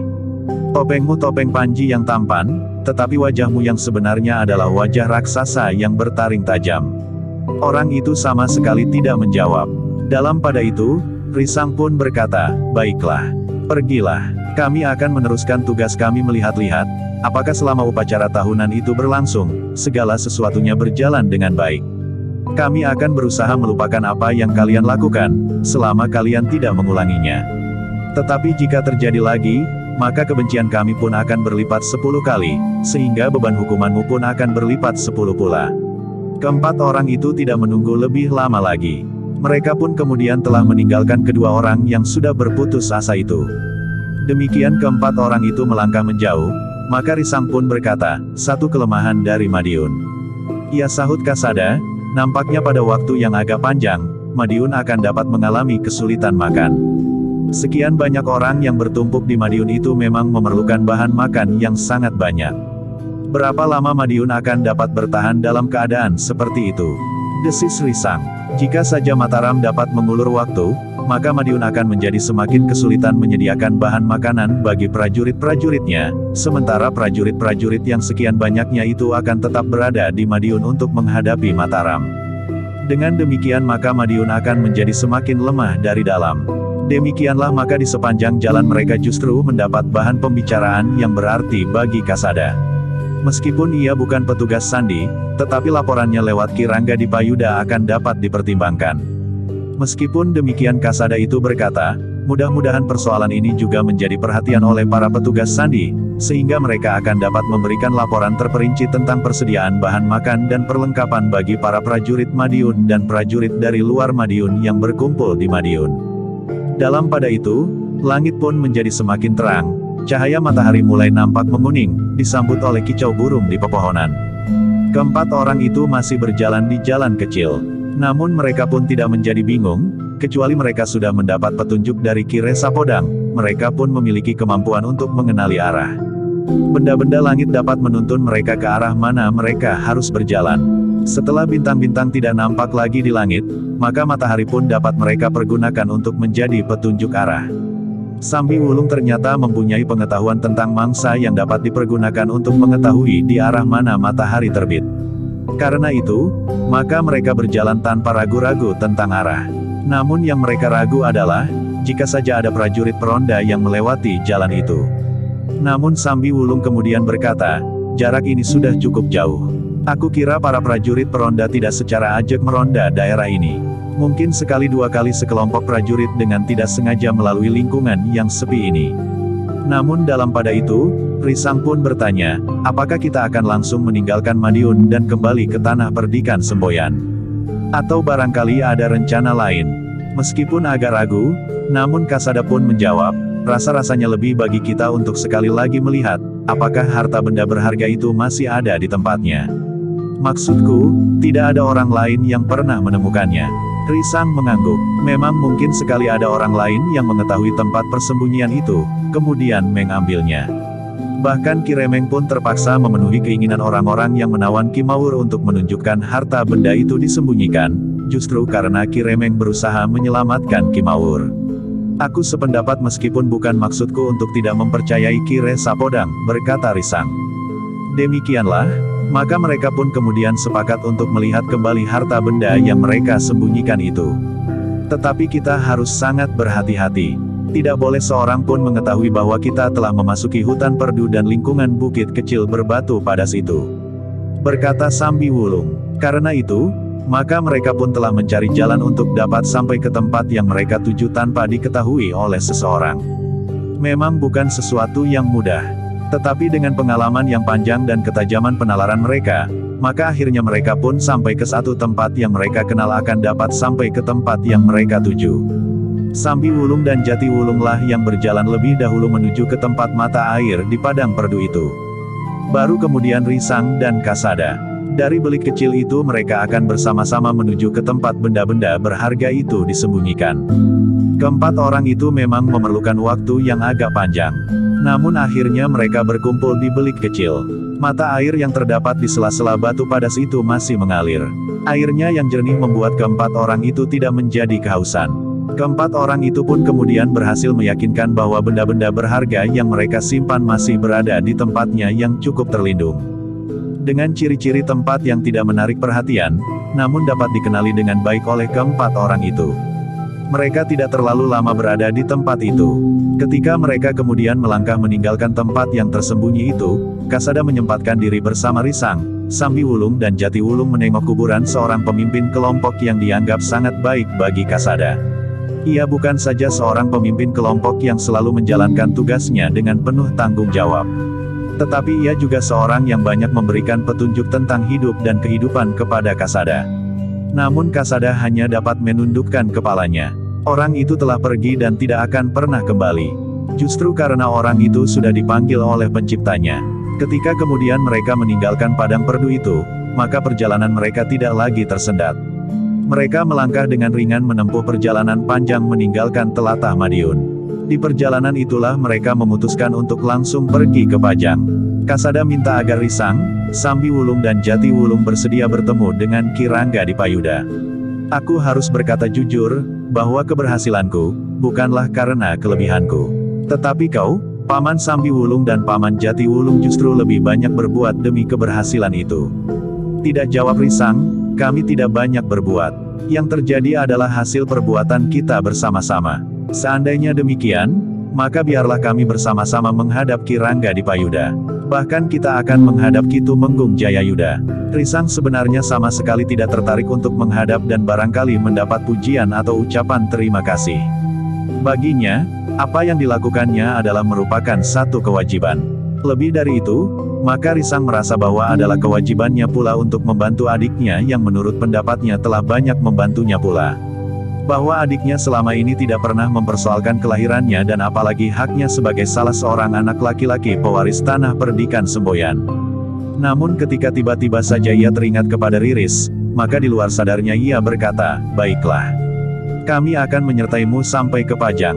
Setidak-tidaknya kami akan dapat bersaksi, apa yang telah terjadi. Sebagaimana Ki Rangga di Payuda pergi ke tanah perdikan Semboyan, maka sebaiknya kami juga ikut melapor, bahwa tugas ini sudah selesai. Kasada memang nampak menjadi gembira. Dengan demikian ia tidak harus menempuh perjalanan kembali seorang diri dari tanah perdikan Semboyan ke Pajang karena seorang kawan yang dibawanya telah ditinggalkannya di Madiun. Dengan demikian, maka mereka berempat telah menempuh jalan yang langsung menuju ke Pajang tanpa harus singgah di tanah perdikan. Mereka mengambil jalan pintas yang mereka anggap lebih dekat. Namun mereka pun sadar, bahwa justru karena kabut tebal yang menggantung di antara Pajang dan Madiun, maka mereka harus berjalan dengan sangat berhati-hati. Mereka menyadari, bahwa antara Pajang dan Madiun itu tentu terdapat kesibukan yang luar biasa dari para petugas sandi, baik dari Mataram, Pajang maupun Madiun. Mereka akan saling mengamati keadaan, perkembangan dan tentu saja gerakan prajurit agar masing-masing tidak akan terlambat menghadapi setiap gerakan sehingga masing-masing pihak tidak akan menjadi terkejut dan menyesali kelengahannya. Namun semua kesibukan itu tentu dilakukan di bawah permukaan. Kasada, Risang, Sambi Wulung dan Jati Wulung menjadi sedikit berlega hati ketika mereka melihat, tatanan kehidupan di padukuhan-padukuhan yang terletak di antara Pajang dan Madiun itu belum terlalu banyak mengalami perubahan. Jika mereka melewati pasar, maka pasar itu masih nampak ramai dikunjungi orang. Jalan-jalan pun, terutama jalan-jalan yang besar, masih juga banyak dilalui orang. Demikian pula kotak-kotak sawah. Para petani masih nampak sibuk bekerja dengan tenang. Dengan demikian, maka mereka tidak akan terlalu banyak menarik perhatian jika mereka berjalan melewati jalan-jalan utama antara Pajang dan Madiun, meskipun mereka sadar, bahwa mendekati perbatasan mereka harus mencari jalan yang lebih aman bagi mereka, karena di perbatasan, pengawasan tentu menjadi lebih teliti. Ternyata perjalanan kembali ke Pajang dari Madiun itu dapat mereka tempuh dengan tidak mengalami banyak hambatan. Mereka memang harus bermalam di perjalanan. Tetapi hal itu sama sekali tidak merupakan persoalan bagi mereka. Meskipun mereka tidak ingin bermalam di banjar-banjar padukuhan, tetapi bermalam di tempat-tempat yang terbuka di padang perdu, sama sekali tidak menyulitkan mereka. Namun dalam pada itu, ketika keadaan menjadi semakin baik bagi mereka berempat, maka Risang telah mendapat kesempatan untuk merenungi dirinya sendiri. Sekali-sekali mulai terlintas wajah Riris sekilas-sekilas. Bahwa ia terdorong untuk pergi ke Pajang, antara lain juga karena keinginannya untuk mendapat kesempatan bertemu dengan Riris. Dalam perjalanan pulang, aku akan dapat singgah di rumah Ki Rangga di Payuda, berkata Risang di dalam hatinya. Namun adalah di luar sadarnya, bahwa Risang itu sempat berpaling kepada adiknya. Kasada tentu mempunyai kesempatan bertemu lebih sering dengan Riris. Risang menarik nafas dalam-dalam, ia berusaha mengusir perasaannya itu. Ia berusaha untuk menempatkan diri kembali pada pengembaraannya mencari benda-benda berharga dan usaha untuk menyelamatkan Kimaur. Dalam keadaan yang rumit dan penuh bahaya, maka rasa-rasanya ia tidak dapat memisahkan dirinya dari Kasada. Bukan saja karena tugas yang mereka pikul bersama, tetapi ikatan darah di antara mereka membuat hubungan mereka menjadi rapat. Dengan susah payah, Risang telah menyingkirkan angan-angannya tentang gadis cantik anak Kirangga Dipayuda yang mendampinginya saat ia diwisuda menjadi kepala tanah perdikan Semboyan. Namun akhirnya Risang pun dapat membebaskan dirinya dari angan-angannya itu dan di padang perdu yang dingin oleh embun, Risang dapat tidur meskipun tidak terlalu lama. Di hari berikutnya mereka menempuh perjalanan sehari penuh. Tetapi mereka berempat adalah orang-orang yang telah ditempa oleh latihan-latihan yang berat dan juga pengalaman-pengalaman yang luas. Karena itu, meskipun mereka harus menempuh perjalanan panjang, namun mereka masih tetap nampak segar dan bahkan sekali-sekali mereka masih saja dapat berkelakar dan tertawa. Jati Wulung termasuk orang yang banyak mempunyai dongeng-dongeng yang dapat membuat yang lain tersenyum dan bahkan tertawa. Sekali-sekali mereka singgah di kedai untuk menghilangkan haus dan lapar. Namun kemudian mereka harus berjalan lagi. Meskipun matahari yang terik sinarnya seakan-akan membakar tubuh, tetapi mereka sama sekali tidak nampak letih. Apalagi ketika matahari sudah menjadi semakin rendah dan hilang di balik cakrawala. Keempat orang itu bersepakat untuk tidak berhenti. Mereka telah berada di ambang pintu gerbang kota Pajang. Meskipun demikian, ketika malam sudah menginjak wayah sepi uwong, barulah mereka sampai ke depan pintu gerbang. Kasada menarik nafas dalam-dalam sambil berdesis, Yang Maha Agung telah menuntun perjalanan kita. Ya, kita telah sampai di Pajang, sahut Risang. Demikianlah, maka mereka berempat pun segera menuju ke pintu gerbang. Namun ketika mereka melangkah mendekat, maka dua orang petugas telah menghentikan mereka. Agaknya kesiagaan di Pajang pun menjadi semakin meningkat pula. "Siapakah kalian?" bertanya prajurit yang bertugas itu. Kasada yang letih oleh perjalanan yang panjang itu pun menjawab, "Aku, Lurah Kasada dari kesatuan yang dipimpin oleh Ki Tumenggung Jayayuda." Prajurit itu termangu-mangu. Tetapi prajurit itu bertanya lagi, "Kenapa kau tidak memakai pakaian keprajuritan?" Kasada mengerutkan dahinya. Katanya, "Aku baru saja melakukan tugas." "Justru kau melakukan tugas, kenapa kau tidak berpakaian keprajuritan?" Kasada menggeram. Dalam keadaan yang letih, maka jantungnya terasa menjadi semakin cepat berdetak. Namun Kasada sendiri adalah seorang prajurit, sehingga ia menyadari tugas prajurit-prajurit penjaga pintu gerbang itu. Apalagi malam memang telah larut, hampir tengah malam. Karena itu, agar tidak terlalu banyak persoalan, maka Kasada pun segera mengambil sesuatu di kantong ikat pinggangnya. Kantong itu tidak terletak sebagaimana biasanya pada sebuah ikat pinggang, tetapi terletak di bagian dalam. Karena itu, untuk mengambil sesuatu dari kantong ikat pinggangnya, Kasada harus membuka ikat pinggangnya itu. Tetapi prajurit yang bertugas itu mundur selangkah sambil merundukkan tombaknya. "Apa yang akan kau lakukan?" bertanya prajurit itu. Wajah Kasada menjadi tegang. Namun kemudian ia tidak menghiraukannya lagi. Dibukanya kantong ikat pinggangnya untuk mengambil timang yang dilepasnya dari ikat pinggang keprajuritannya. Prajurit yang merundukkan tombaknya itu termangu-mangu. Ia memang melihat timang di tangan Kasada itu. Namun kawannya yang juga sudah merundukkan tombaknya berkata, "Kau dapat saja memungut timang seperti itu di mana-mana. Kenapa kawanmu ini bertanya tentang pakaian kelengkapan keprajuritan? Bukankah pakaian seperti itu juga dapat dipungut di mana-mana?" Kisanak berkata prajurit itu, "Apakah kawan-kawanmu juga mempunyai timang keprajuritan?" "Mereka bukan prajurit, tetapi mereka mendapat tugas untuk membantu aku melaksanakan tugas yang aku emban. Jika demikian, kalian harus mengikuti aku." Menghadap pemimpin penjagaan di gardu dalam, berkata prajurit itu. Kisanak kesabaran Kasada yang letih itu hampir habis. "Aku baru pulang dari tugas yang berat. Aku sudah menunjukkan pertanda keprajuritanku yang paling umum dan diakui. Tetapi kenapa kalian masih mempersulit? Aku harus menghadap Ki Tumenggung malam ini." "Itu bukan urusanku," jawab prajurit petugas itu. "Aku adalah seorang lurah prajurit. Aku perintahkan kepadamu untuk minggir. Siapa yang mengerti jika kau seorang lurah prajurit? Aku menganggapmu orang yang justru mencemarkan nama prajurit Pajang. Dengan menemukan timang itu, maka kau ingin memanfaatkannya untuk melakukan kejahatan. Bahkan mungkin kau adalah petugas sandi dari Madiun. Aku peringatkan kau sekali lagi, geram Kasada, aku adalah seorang lurah prajurit. Aku perintahkan kau minggir, tetapi prajurit itu justru menjawab, kau kami tahan. Kami akan membawa kalian berempat menghadap perwira yang bertugas memimpin penjagaan malam ini di gardu dalam. Kasada menjadi tidak sabar lagi. Tiba-tiba saja tinjunya melayang ke wajah prajurit itu. Keletihan telah membuatnya mudah tersinggung dan marah. Pukulan Kasada itu membuat prajurit itu terlempar dan jatuh terbanting. Demikian kerasnya pukulan yang mengenai bagian bawah telinganya itu telah membuat prajurit itu pingsan. Kawannya terkejut, tetapi ia terlambat berbuat sesuatu. Tangan Kasada telah menepis ujung tombaknya dan kakinya terjulur dengan derasnya menghantam dada prajurit itu. Nafas prajurit itu menjadi sesak, dan bahkan ia pun segera menjadi pingsan pula. Kasada yang menyadari apa yang dapat terjadi kemudian, segera memberikan isyarat kepada Risang, Sambi Wulung dan Jati Wulung. Dengan cepat mereka meloncat berlari memasuki pintu gerbang. Peristiwa itu berlangsung cepat. Meskipun demikian, para prajurit yang berada di gardu dalam melihat keempat orang yang berlari itu. Karena itu, terdengarlah aba-aba dari antara mereka agar para prajurit yang bertugas segera bertindak.